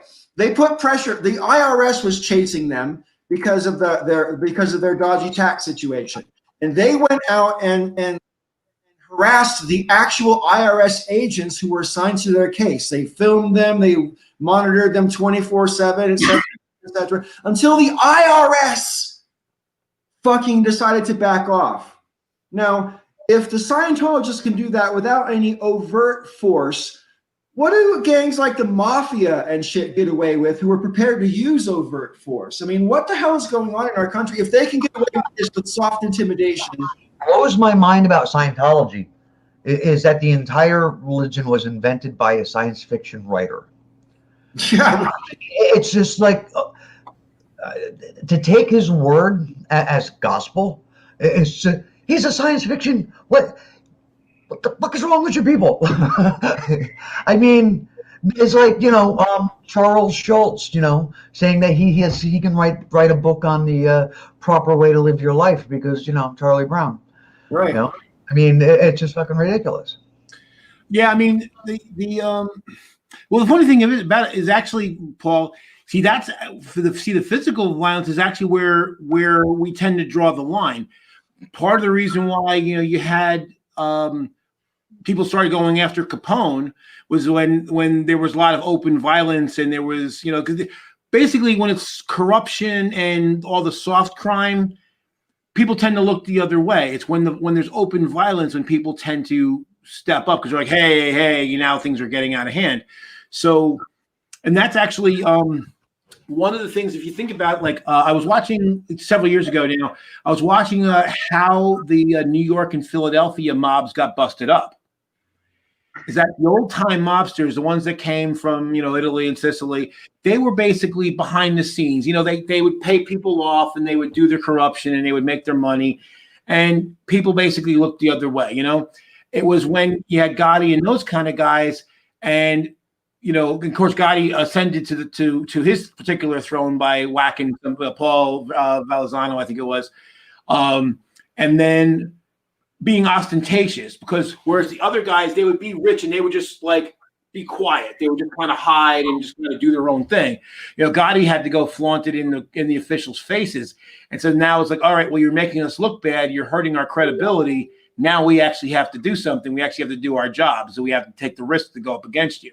And the same thing in Philadelphia. I forget the name of the Philadelphia guy was head of the Philadelphia mob, but he basically was in the same vein of Gotti, and for the same reason he went up the river, because when they started getting, started attacking, killing police and killing, one another on the street in the open and killing people that were somebody, then they finally rose up and took them out. So what did you say your favorite kids film was again? Who, me? I'm just kidding. Just trying to lighten the atmosphere, man, because wow. It's heavy stuff. I mean, the thing about, although I heard I thought Scientologists lost their tax exempt status recently, within the last couple of years. Not as far as I've seen on the show. I mean, they were still banging on about it, how it's a problem, and how Scientology invests in all these buildings all over the world to make it look like Scientology is expanding into this major world religion, whereas most of those buildings literally are empty, and they just have one or two people running the property. And Clearwater, Florida, they have made a overt program over the past 45 or 50 years of buying up the town of Clearwater, and a lot of those buildings are just empty or mostly empty. And there's a whole bunch of Sea Org people walking around in their Sea Org uniforms, making it look like it's a naval port or something like that. And my sister lives nearby there, actually. She lives in the next town over. And she said the Sea Org people leave everybody alone and they don't bother anybody. And, but it's kind of a weird town to walk around in because it's mostly empty. Well, in fact, to your point, actually, Suzanne used to live down that area. She didn't live in Clearwater proper, but she was close by. And, yeah, I mean, there was a few times when I would go down and visit her, and when she used to live down there, and we would drive through, and it was creepy as fuck. The other thing that's kind of interesting too, because they've even some of the streets are actually owned by them. So, and that's like there's people that were trying to, kind of dig up dirt on them, and they end up running afoul, because normally, if you're on a public street, if it's a publicly owned road, a publicly owned street, you can film anything that you can see. And there were people that were filming, and then the Sea Org people will come by and say, "Oh, you're trespassing," and no, I'm not. I'm on the public public easement. And they're like, "No, you're not. This is Church Scientology property. We allow people to come through, but this is private property. So you either get the fuck off, or we're going to have you trespass." I just want to answer Kazum's question really quickly. He said, would Scientology be considered a non-theistic religion? I haven't really studied it in any great degree, but I do know that they believe that you get reincarnated, and at one point in the past, you may have had your own planet as a lord over that whole planet and stuff like that. So whether it's theistic in the sense that they believe in the same God like Yahweh and that chain of religions, I couldn't say. I've seen a Scientology poster where they had Jesus and then Muhammad and then L. Ron Hubbard, all standing together. And I thought that was just beyond presumptuous. The thing that gets me is I don't understand. I kind of get how people get suckered into the old religions. They've been around a long time. Lots and lots of people believe in them. But the newer religions, so Scientology and Joseph Smith, Mormons. And you hear the origin stories for Christian, for the Abrahamic religions are wacky enough. But when you hear the stories, for those two, it's Jehovah's Witnesses as well, Joe. Was that Jehovah's Witnesses as well? Yeah, how does anybody believe this? It's just so wacky. I mean, again, if you're a kid and you're indoctrinated into it, fine. but like, My mom has a friend. My mom has a friend who converted to Mormonism. And the woman's like 70 something years old. She converted within the last several years. And she lives out that way, out in no man's land out there. And she was out here visiting last year. And she went to breakfast with my mom, and I met them at the diner, and she was talking about her faith. And I said, well, you know about the hat, right? And she went, I'm sorry? Joseph Smith and the hat. She said, I don't know what you mean. I said, he, looked in the hat and wrote down what he read in the hat. And that's basically your holy book. She said, no, that's not. Found the golden tablets, I said, man. oh, yeah, wait.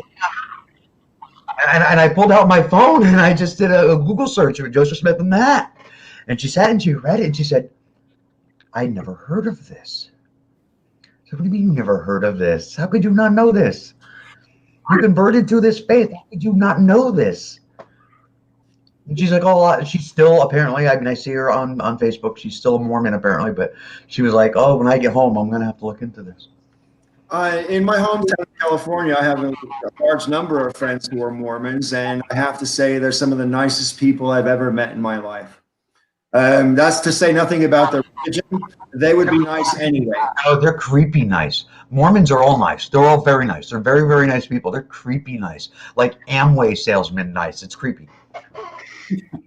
Something I think is, have you heard of like Scientologists being massive conspiracy theorists as much as other like theistic religions? Because I mean, theistic religions, if someone's able to believe in something without proof, then they're able to more easily believe in other things without proof. So right. Do you find that do you think it happens as often with Scientology as theistic religions?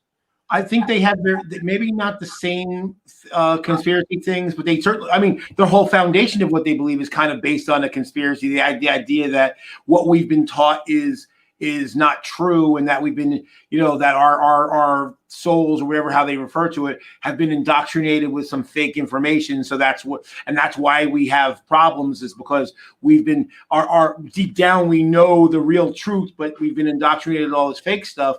And so that's a conspiracy in and of itself. So that's the foundation of Scientology. But I mean, do we hear about, like, when you hear about, people who believe in like flat Earth or things about that talk about COVID and avoiding COVID, or have you heard about Scientologists believing in those things, or is that usually just something that's reserved for mostly for the theistic religious people? Scientology, like all religions, the Scientologists believe that their religion is correct and theirs is superior, and those of us who don't follow or believe are either ignorant or doomed, or both. So in that sense, it's just the same as a theistic religion, and they have just as much bullshit. Whether they're, I mean, when I think of conspiracy theories and the fringe religions, I think of the Jehovah's Witnesses, because they are all for Armageddon, man. They can't fucking wait for it to happen. And that, plus the fact that people let their fucking children die rather than receive certain medical attentions, to me makes it a repugnant fucking religion that doesn't really deserve the title of religion. It's a cult. Just because there's like 8 or 9 million members worldwide doesn't mean it's not a religion. You know what I mean? I mean, there was a lot of the evangelical, the charismatic evangelicals and like the Protestantism across the U.S. They're all waiting for Dominionists, yeah. Towards Armageddon. It's part of their faith system. And think about how arrogant that is, because it's one thing to think, okay, God's gonna end things one day, and He told us what the signs will be of that happen.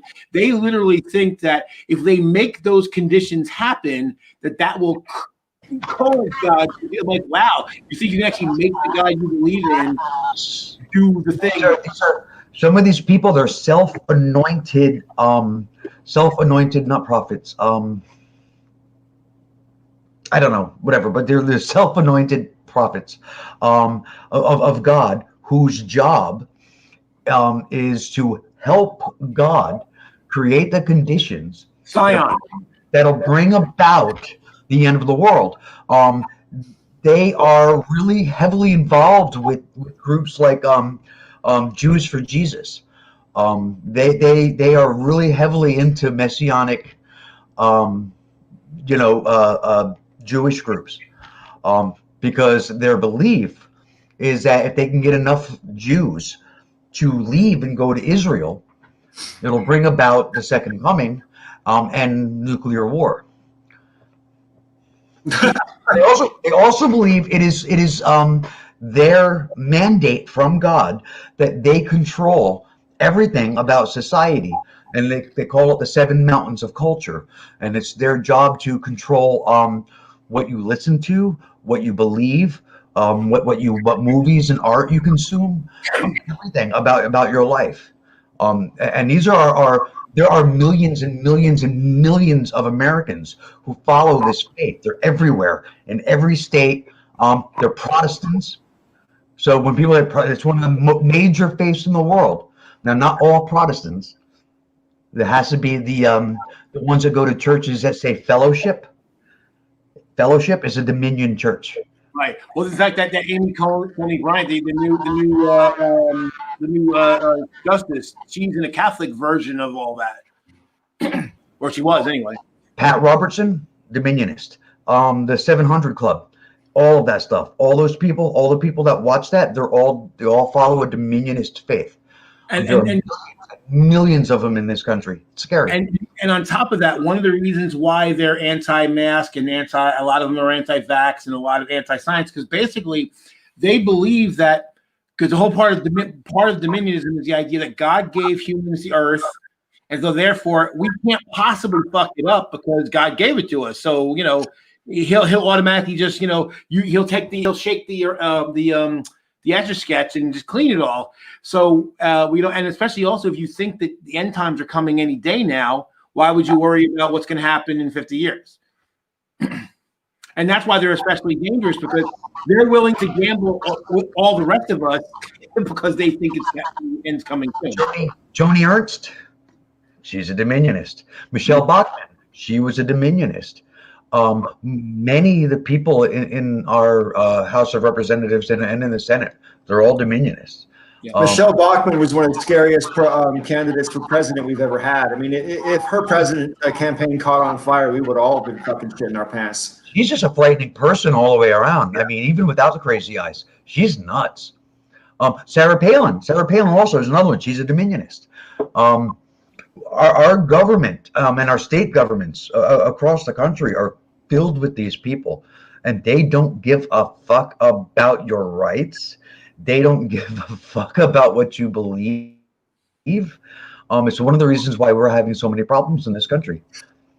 Another one is that JW is not allowing medical treatment. Christian Scientists, because Christian Scientists they call them Christian Scientists. They don't actually believe in actual science. They believe that all the pain that we experience is an illusion, and that's due to a lack of proper faith. So they do not allow any kind of medical treatment. Actually, one of my employees' parents, one of their parents was a Christian Scientist, and they told me, like, growing up, they weren't allowed to go to the doctor, and eventually, like at a certain point, like the state forced them to give them medical care when they were kids. Last couple of years, a couple that was sent to jail. They were sent to prison. They were locked up because their kids died because they refused to get them medical care. Yes, I'm curious. Aaron Roberts is on the East Coast. Where in the East Coast are you?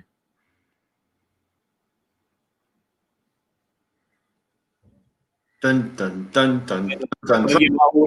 But yeah, see, that's the thing to me. Like I know that I don't believe that if all religion went away tomorrow, that the world is suddenly going to become magically better. However, it will get rid of that bullshit of you can't question what I believe, because what I believe comes from on high, from something that's so far over you that you can't even comprehend it, so you don't get to question it. Yeah, but I mean, you're right. It wouldn't just fix everything or be some kind of magical, oasis or utopia, because a lot of us will still believe in stupid shit. Oh yeah. I'm a hard atheist, right? I actively believe there is no God in any definable sense or in any sense that's ever been attempted to be defined by human beings. But as Kazum and I have discussed on our one-on-one breakfast club back a few months ago, I mean, atheist or not, I've got some pretty wacky ideas about the universe and the nature of reality that I don't expect anybody else or even want anybody else to really even consider. I mean, we had a good conversation. I had a lot of fun with that chat that time, but it's just a bunch of bullshit. I don't expect anybody else to take my head seriously. Do you know what I mean? So. Yeah. I mean, I'm the same way. I mean, basically, you know, it's part of it's that whole divine hiddenness thing. I'm like, well, because again, you know me, I'm practical. So my thing is like, either there's no God, or if there is one, it doesn't really give a shit. It doesn't care. And in which case, it's irrelevant.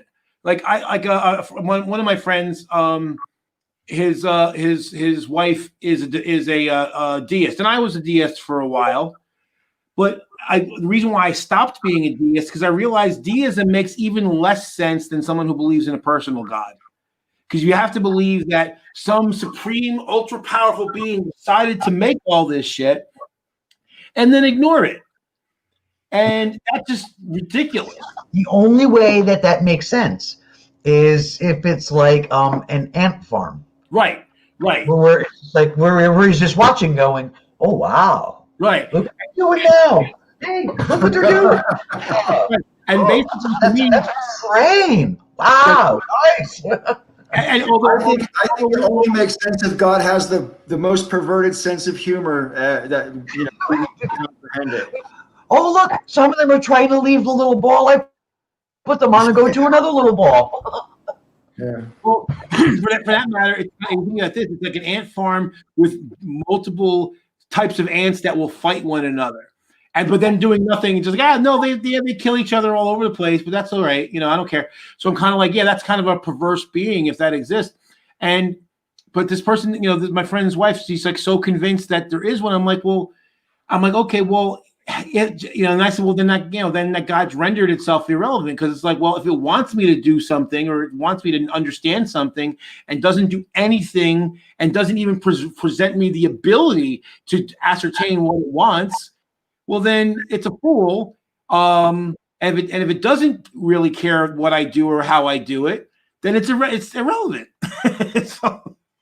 Yeah, I mean, like Paul, I am, and probably like most of you, I am not just an atheist. I am like actively, a pretty hardcore atheist. I am also like Joe, anti-theist. I'm and like Aaron Ra, I do the best I can to rid myself of ideas that are false. So I mean, I was talking about race earlier. I'm constantly reevaluating things that I believe, and if they don't have any basis in reality, I shed them. I mean, and I mean, it's not a perfect process. I am not perfect, but I try. But what drives me crazy is when people are just like, talking about God. And I don't believe there's a God, but do I know? No, I don't know. And I'll tell them I don't have a fucking clue. But you know what? Neither do you. Right. Neither do you. And at least I'm willing to say, I don't see any evidence of it. Right. What? Well, I just one of the main things I think is the most ridiculous about a lot of the religious beliefs is this notion that humans are the most important thing in the universe.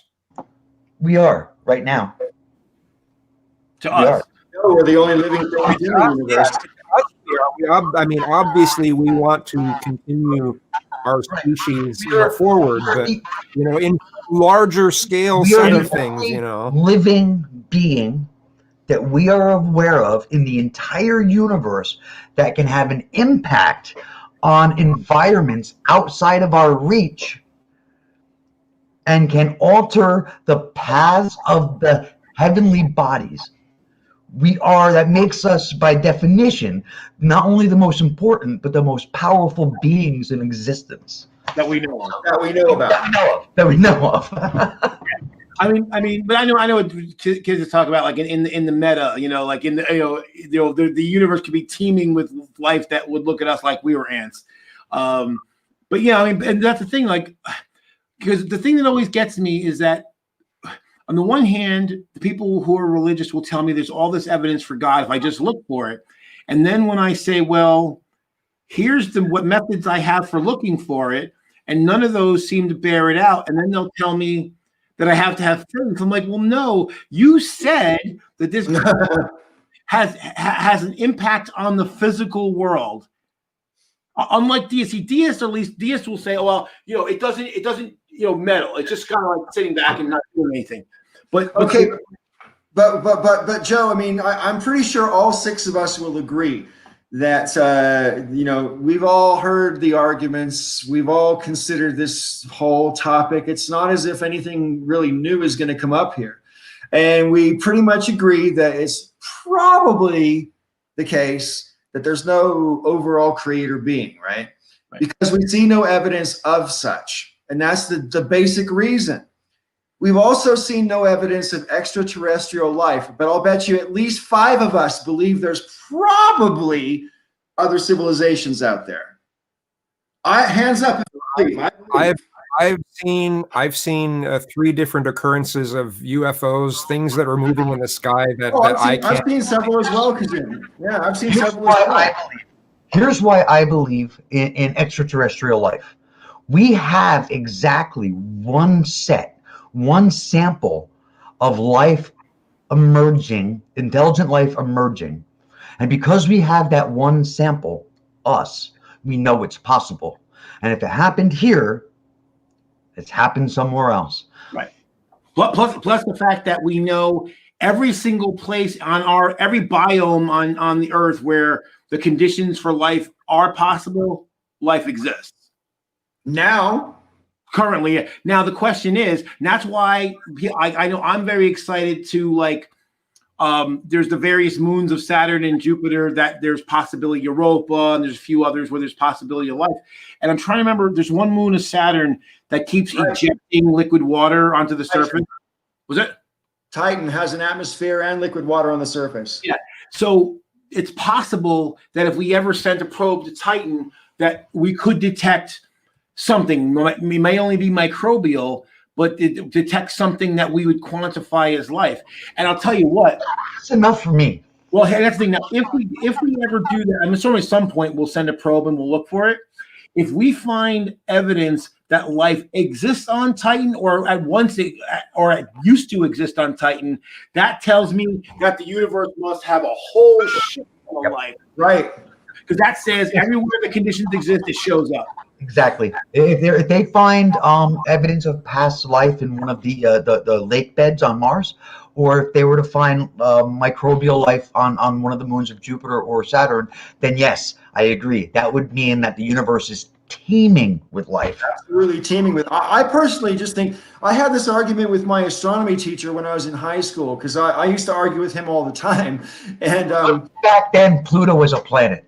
He was of the opinion, this is back in the 70s, okay, and he was of the opinion that, and this is back when we still didn't necessarily believe that black holes were definitely real and all this. It was, so this is a long time ago, okay, but back long ago, in the before time, in the long ago, the Earth had to be the only planet in the universe with intelligent life, because the odds against it happening on this planet, the conditions that had to combine at the right time, and the distance away our planet is from the sun. Let me finish. And all those variables, you're talking about quadrillions to 1 against. And I raised my hand and I'm like, yeah, but even if that's the case, it's covered.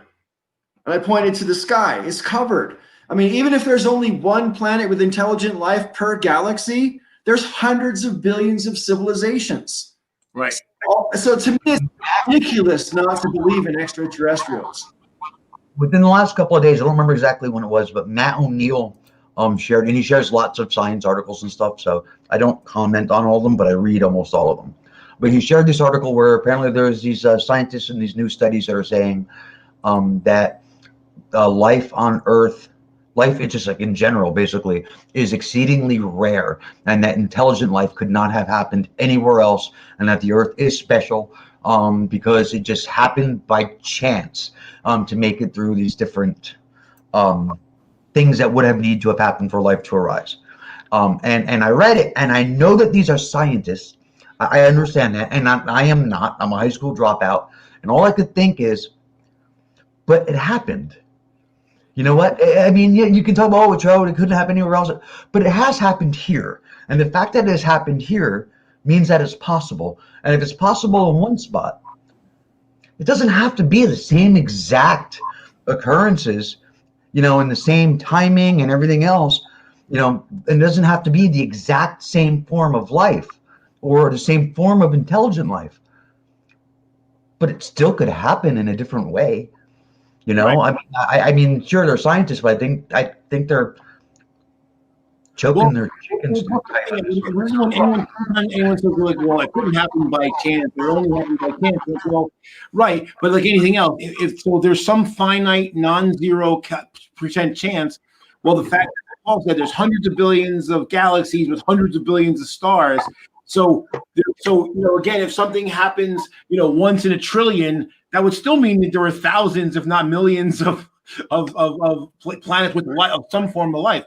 Plus the fact that as we are getting better and better at detecting exoplanets, because originally we only saw the really enormous ones, and then most of them gas giants, they probably wouldn't support life, although they moons that do.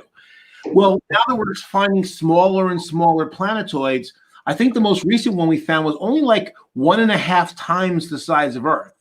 So we're really getting down to almost Earth-sized planets, and it's a rocky planet. We know there's water, and there's hydrogen, and a few other things. And I'm like, well, so we're and again in its habitable zone. And so the more and more planet systems we see with at least one planet that has at least the recipe, the basics, the minimum basics that we think are required for life, it just says, again, well, that chance, you roll the dice enough time, you roll 6 dice enough, eventually you're going to roll all 6s. Mage Grey Wolf. Life is chemicals behaving in certain ways. Chemical processes is not chance. Thank you. That is absolutely true. Right. Now the fact that the particular chemicals arrived under a certain set of conditions, there might be some amount of chance to that. But yeah, generally, particularly with inorganic chemistry, and that's the main difference between organic chemistry and inorganic chemistry, is inorganic chemistry is component A plus component B in whatever combination with the right temperature and acidity or whatever, and you automatically get this 100%, whatever. Organic chemistry is a little more sloppy in that it says, well, if you take this plus this under these certain conditions, you get mostly that, but basically, but still, if you get those conditions, you're going to get those things. And we know we've seen, I want to say we've seen that the building blocks for messenger RNA spontaneously form without any, we just created the conditions and they just happened. Yeah, I wanted to say, according to my wacky spiritual beliefs that I've discussed with Kazum at some length, the what's the word? The equation 1 divided by infinity is basically written into reality. And the implication of that, if you dwell on it, is that if you divide something an infinite number of times, all it takes is one of those possibilities to work, and it will happen because every possibility has been tried, and so only one has to work. So for life to arise on a planet, all that has to happen, in my opinion, is those conditions have to be right for long enough for it to happen, and it will spontaneously happen, just like stars are spontaneously made from gravity. Where does gravity come from in the first place? You could argue about that all day. You know what I mean? That depresses me because we must have drawn the shittiest stick when Trump got elected. Yeah, right. Well, here, to your point, Paul, that's why it kind of connected, tangentially to the anthropic principle too, because the idea is basically that, well, we exist, because people say, well, why this universe? They talk about the fine tuning crap, and it's basically like, well, of course, we can only exist in a universe that could support the kind of life that we are. So of course we live in that one because that's what we, but so how funny it is that there are no silicone-based life forms sharing this planet with us. That's right. Right. Now that being the case, we're basically saying, as far as we know, so because we're not entirely sure of how where the universe, if our universe is the only existence, or if there's some other existence that our universe is a part of or spawned from, but it's possible that there could have been multiple iterations of the universe, none of which that supported life, or maybe some that even did support life, and then eventually that universe died off and gave birth to this one. Now, one thing that does scare me about some of the numbers, and they talk about like the possibility of other intelligent civilizations and stuff, is that there's actually a strong possibility that we're either one of the earliest intelligent civilizations, and that's why we don't really see or hear anybody else out there, or we're the last.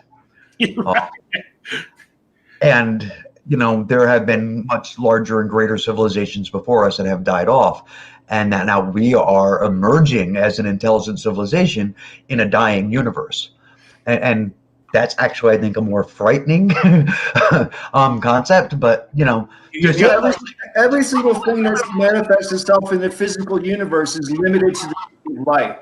And so that makes the interstellar communication extremely difficult. And even if we knew exactly where the intelligent civilization was, we knew precisely, and we knew how to contact them. If I sent out a signal, more than likely I'd be dead before an answer came back, because that's just how far away most stars are. Wow signal.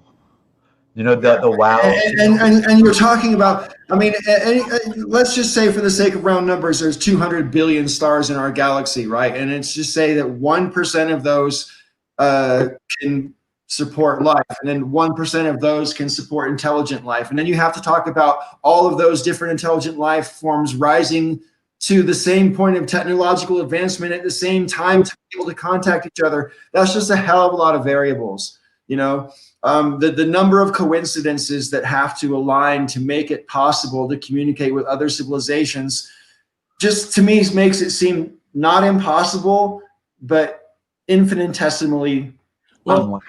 And then I've talked about Mike has the Fermi paradox as his name right now, and like it's funny because I know a lot of people who are just convinced that, well, there can't be any other life because the Fermi paradox, and I'm like, yeah, Fermi was very egocentric or Earth-centric, and the hilarious part to me about the Fermi paradox is the idea that, well, if a species could travel out there and colonize planets, they would do it at this rate, and they would just do blah blah blah, and I'm like, we can't feed everybody and get health care to everybody on this fucking planet. The idea that we were a spacefaring race, that somehow we would get it all right, and we would go to the next planet and then go off to those two planets, and it's exponential growth. You're talking about there is the big equation, not the Fermi paradox. Fermi was the one who asked if the chances of there being other life out there. No, that's what I'm talking about, though, Mike.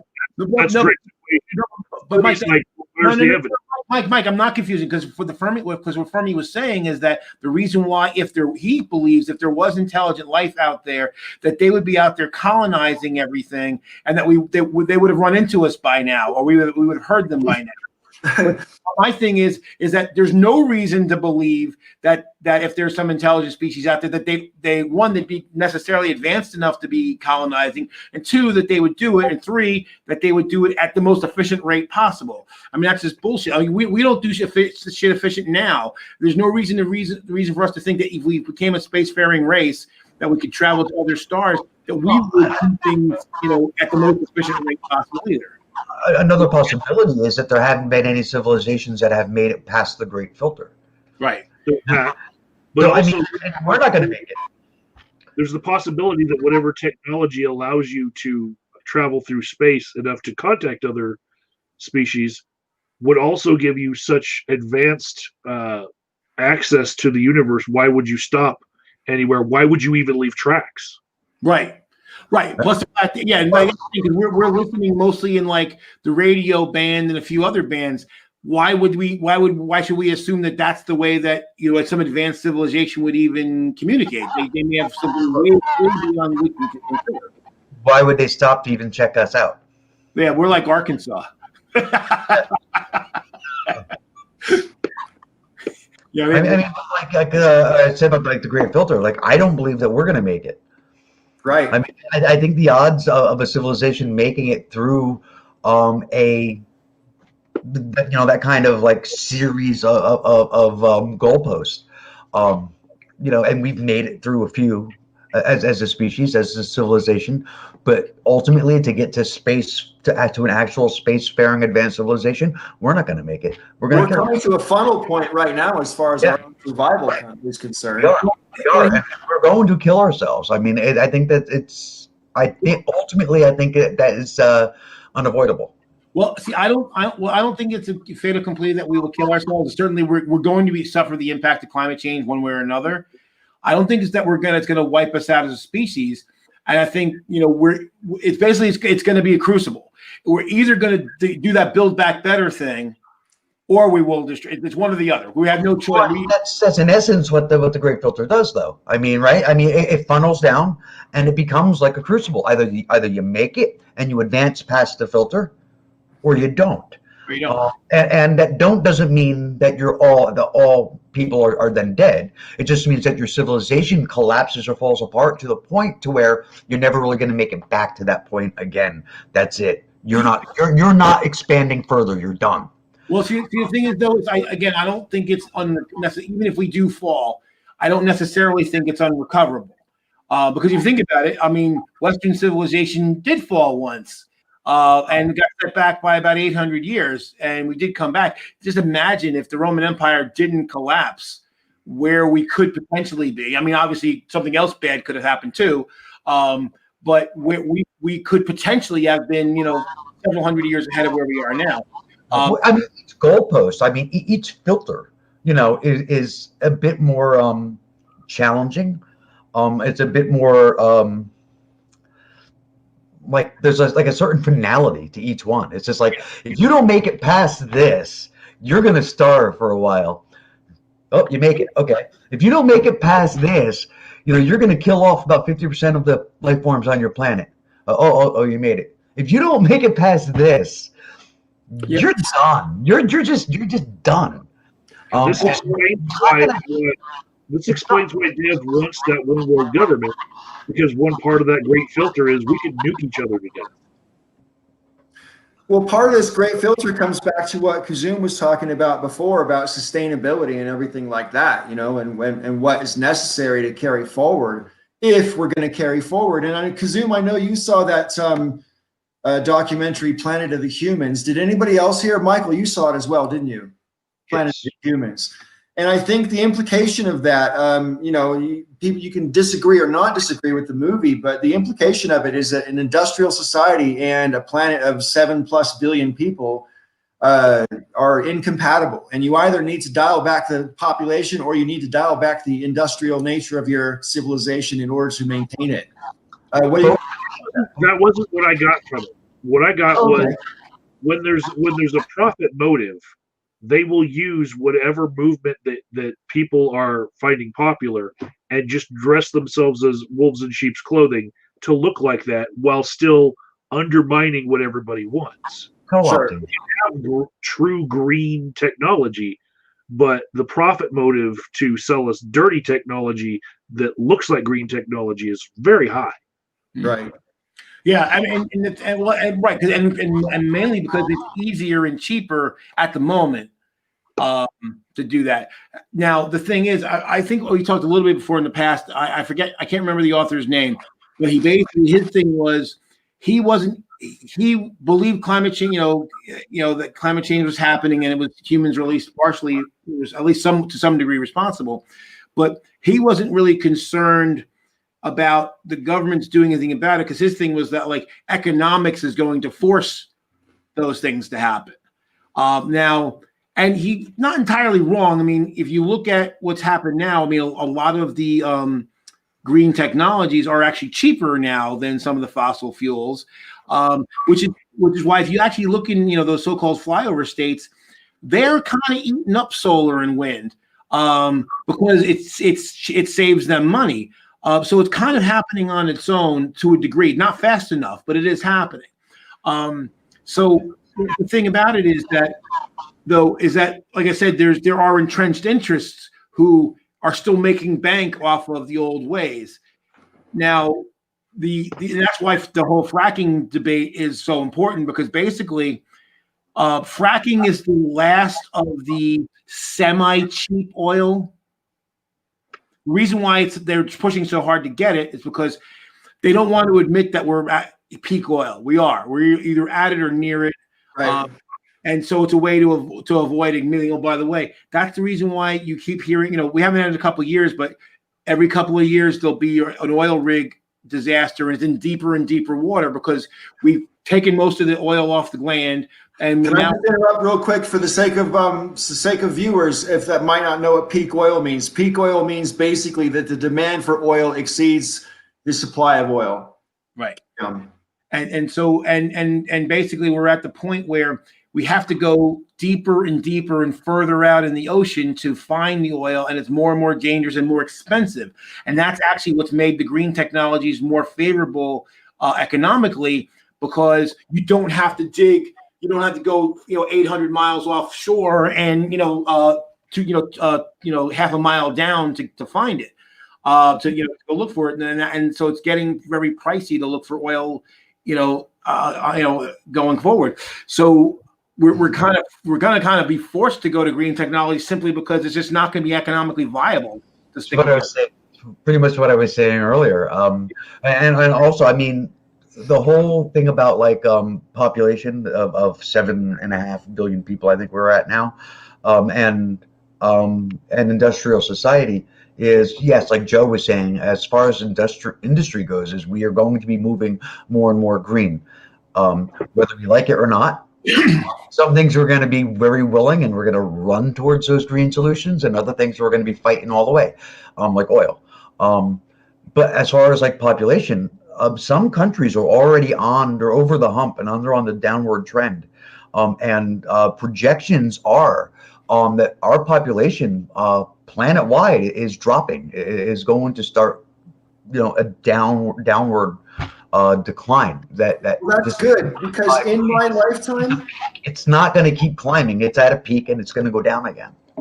Yeah, in my lifetime, the population of our planet has more than doubled. And in my lifetime, the population of wildlife has been cut by more than 50%. In my lifetime. Actually, Paul, in your lifetime, the population is almost quadrupled.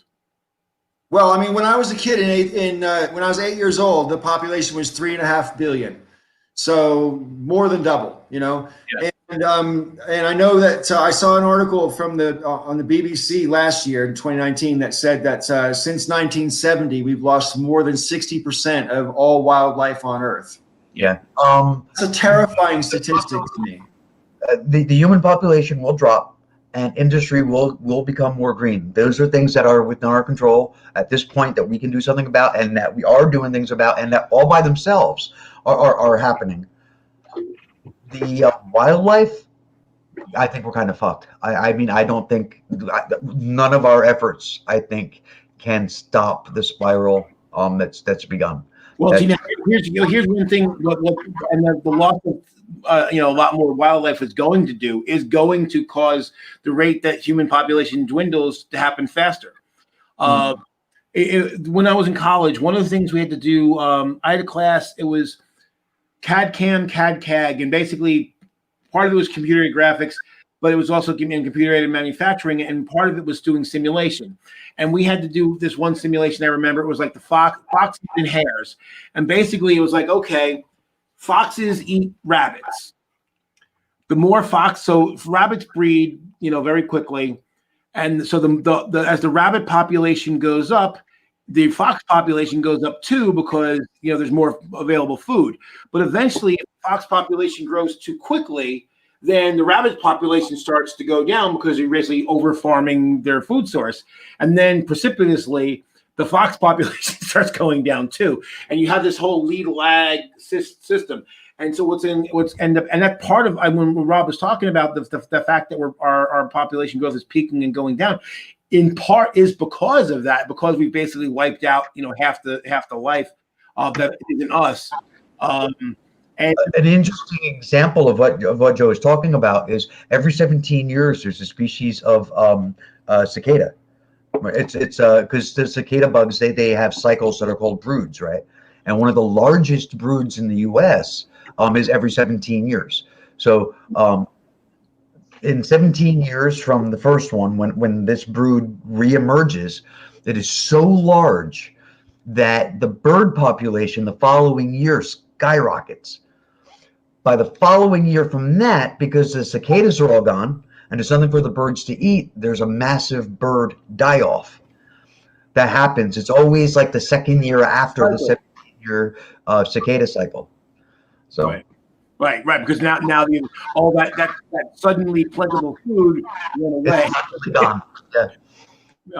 And that's the thing, because cicadas, those cicadas that swarm, they only live, even if they didn't get eaten, they basically die within 1 year. So, so it's not like they could be plentiful and keep multiplying. They just die. 16 and a half years underground. They got half a year in the sunlight, and they get eaten. Right. So, I mean, I think saving the natural world. I mean, when the pandemic first started back in March and everybody was locking down, I'm sure you guys saw the footage of like the jellyfish in Venice. For the first time in like decades, you could actually see into the water and see the fish in Venice because there wasn't boats stirring up all the muck and the water became clear. And when I lived in Britain, there were like mountain goats coming down into the towns from the mountains because there was no one driving on the roads and no one was about. Nature encroached back onto civilization almost immediately as soon as we shut the fuck up and stopped. And so I think as far as the recovery of the natural world is concerned, it just takes enough people to give enough of a fuck to insist that our governments don't allow corporations to rape the planet. I mean, I used to live in Alaska for a couple of years, and the idea that Trump wants to sell off the National Reserve in Alaska, it's almost uninhabitable up there, so no one ever goes up there. No one will see what they do. But they'll kill millions of animals if they start exploring off the north coast of Alaska more than they already do. And that's actually the reason why, as grim as things can will appear, and for good reason, I don't take the position that we're going to that it's a fait accompli that we're going to wipe ourselves out, because basically as we die off, and we will, but we won't go to extinction, that the natural world recovers very quickly. Like even in I'm sure you've all seen the area around Chernobyl. I mean, there's almost no evidence that the people used to live there anymore. There's trees growing on the buildings, animals walking around everywhere, like there's nothing to fear, and of course they're radioactive animals. The problem when it comes like to wildlife, the natural world, is that all of those animals, all of them, and the plants and everything. I mean, the entire natural world exists in a web that we are not really a part of. We are not in that web. We were at one point. We removed ourselves from the web. We are not in this web.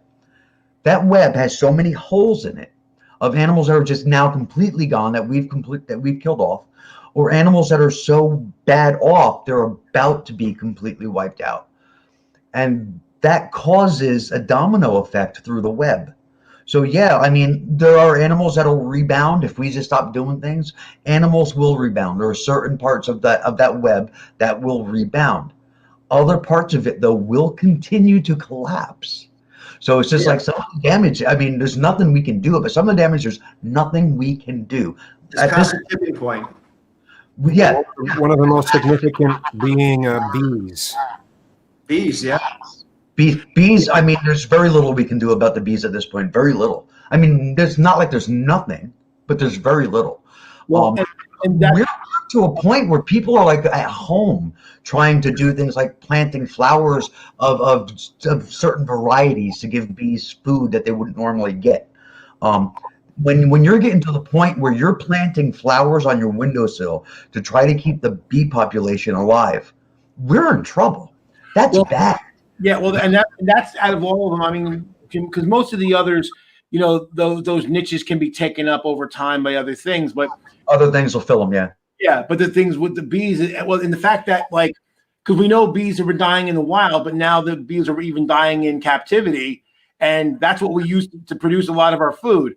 So if that goes, I mean, basically that's all the fruits and about a third of the vegetables just are gone forever. You can't even produce it. And it's not just our food too. I mean, it's food in the wild, which means that wildlife that's starting to rebound will now be put in danger again because their food will be unavailable. I have to bring this in because you said if the bees go, there's not much that we can do, and whilst there's not much that we can do naturally, I'm gonna cheat a little bit. Black Mirror did an episode where basically because the bees died off, we created billions of nanobots of bees to go and pollinate the flowers to keep our agriculture going. It made some. Because it was Black Mirror, of course, it was extremely, bad things happened. But let's just say such a system was completely benign, right? Nature can't be, you can't make nature dependent on something artificial because, as Joe says, everything artificial sooner or later will break. Right. And I don't know. But that's certainly better than nothing because again, agriculture can't exist. Here's what we can do, and we have the ability to do it now. We wouldn't be smart to do it right away. You would have to wait, which is why I'm like, there's something we can do now. So we get to a point where we've controlled industry, where we're not poisoning everything just by existing. We get to the point where our population is dropping to the point where it's manageable and that we can survive on what the planet can yield. At that point, then it would be worth it to then use DNA to bring bee species back. It's something we have the ability to do now. So we could bring extinct species back and move to indoor farming and keep these bees in captivity indoors in vertical farms, right? Until there's enough of these species to start letting them out into the wild. Yeah, there was something. I think it was developed in like the 60s or 70s. It's called an ecology, and the idea is that it was like on heavy duty sustainability way before we got to this crisis period where we are now, and the idea was that the way to reduce carbon footprint is to make it that you could live your entire life without having to go really much of anywhere. And so these arcologies are kind of like self-contained cities, and everything is built around making it really efficient. There's lots of solar and wind power. And so that your living blocks and your commercial blocks and your industrial blocks, such as they are all like right there. So they're all within walking distance or very, very short travel. You can use, short distance electric vehicles or people movers or whatever. And so the idea is that your carbon footprint would be incredibly low because nothing has to be transported particularly far. Everything would be manufactured locally. So that because right now you gotta your phone's made in China or somewhere in Korea, and it has to be transported, and that uses a lot of energy to transport. So if the manufacturing all happen locally, you cut down on. You still have to move raw materials, but you cut down on how much transportation has to happen. And that's the idea, and we may end up in something like that again out of necessity, not because we necessarily want to, but I've seen written out plans for like these big giant urban farms, vertical farms, where up on upper levels they have these giant pools of rainwater and water that they pump in and rainwater, and in those pools are tilapia, and the fish are living in the pools, and it fertilizes the water, and then they use that water then. Basically the fish shit water to fertilize the plants that they're growing on hydroponic bays, with these big long, so there's no real soil involved. Everything is growing upside down hydroponically under sun lamps. And those farms can feed naturally self-sustaining. People within like blocks and blocks and blocks of it, and they do it in the city. Everything can be locally grown. And again, they would keep bees inside the building for fertilizing the plants to get fruit, like strawberries and shit. So I'm like, that's fucking interesting you say strawberries, because if we're going to use genetics to bring back bees in the future, wouldn't we first think about making the plants that we eat asexual, so that they just propagate without needing bees? Because strawberries do that. They self-pollinate. Yeah, they put out shoots and then a new plant grows. Well, it's the thing is it's pollen though. What it is, it's basically, think about what the bees are doing is when they go around and collecting the nectar, they're carrying pollen, which is effectively sperm, and bringing it from the male plant and bringing it to the female plant. So they're actually literally completing the sex act by delivering pollen to the female plant to then get that. And so you need that. So basically, any diploid anything that has diploid cells needs two sources of genetic material in order to complete the offspring. Yeah, but we have stores full of strawberries and seedless grapes. Right, because right. I'm trying. Yeah, but those are still artificially pollinated. Listen, y'all. My carriage is about to turn back into a pumpkin, so I think it's about time we should wrap up the show. But I wanted to thank everybody. This has been a great show, everybody, and I think we've been having a lot of genuinely fun conversations the past 5 or 6 shows. So I want to thank you guys for being the hardcore. I want to thank all the viewers who commented in the sidebar and those who are too shy to comment. Go ahead. What are you afraid of? Next time, comment. Right? Don't forget. Uh-oh. That's bad. So real quick, Green Machine. Don't forget to subscribe. Oh, there you go. In fact, that's so important. I'm going to do this. Subscribe. Right. Yeah. Right. And we will see you all again next week on the Breakfast Club. Thanks again for watching. Say goodbye.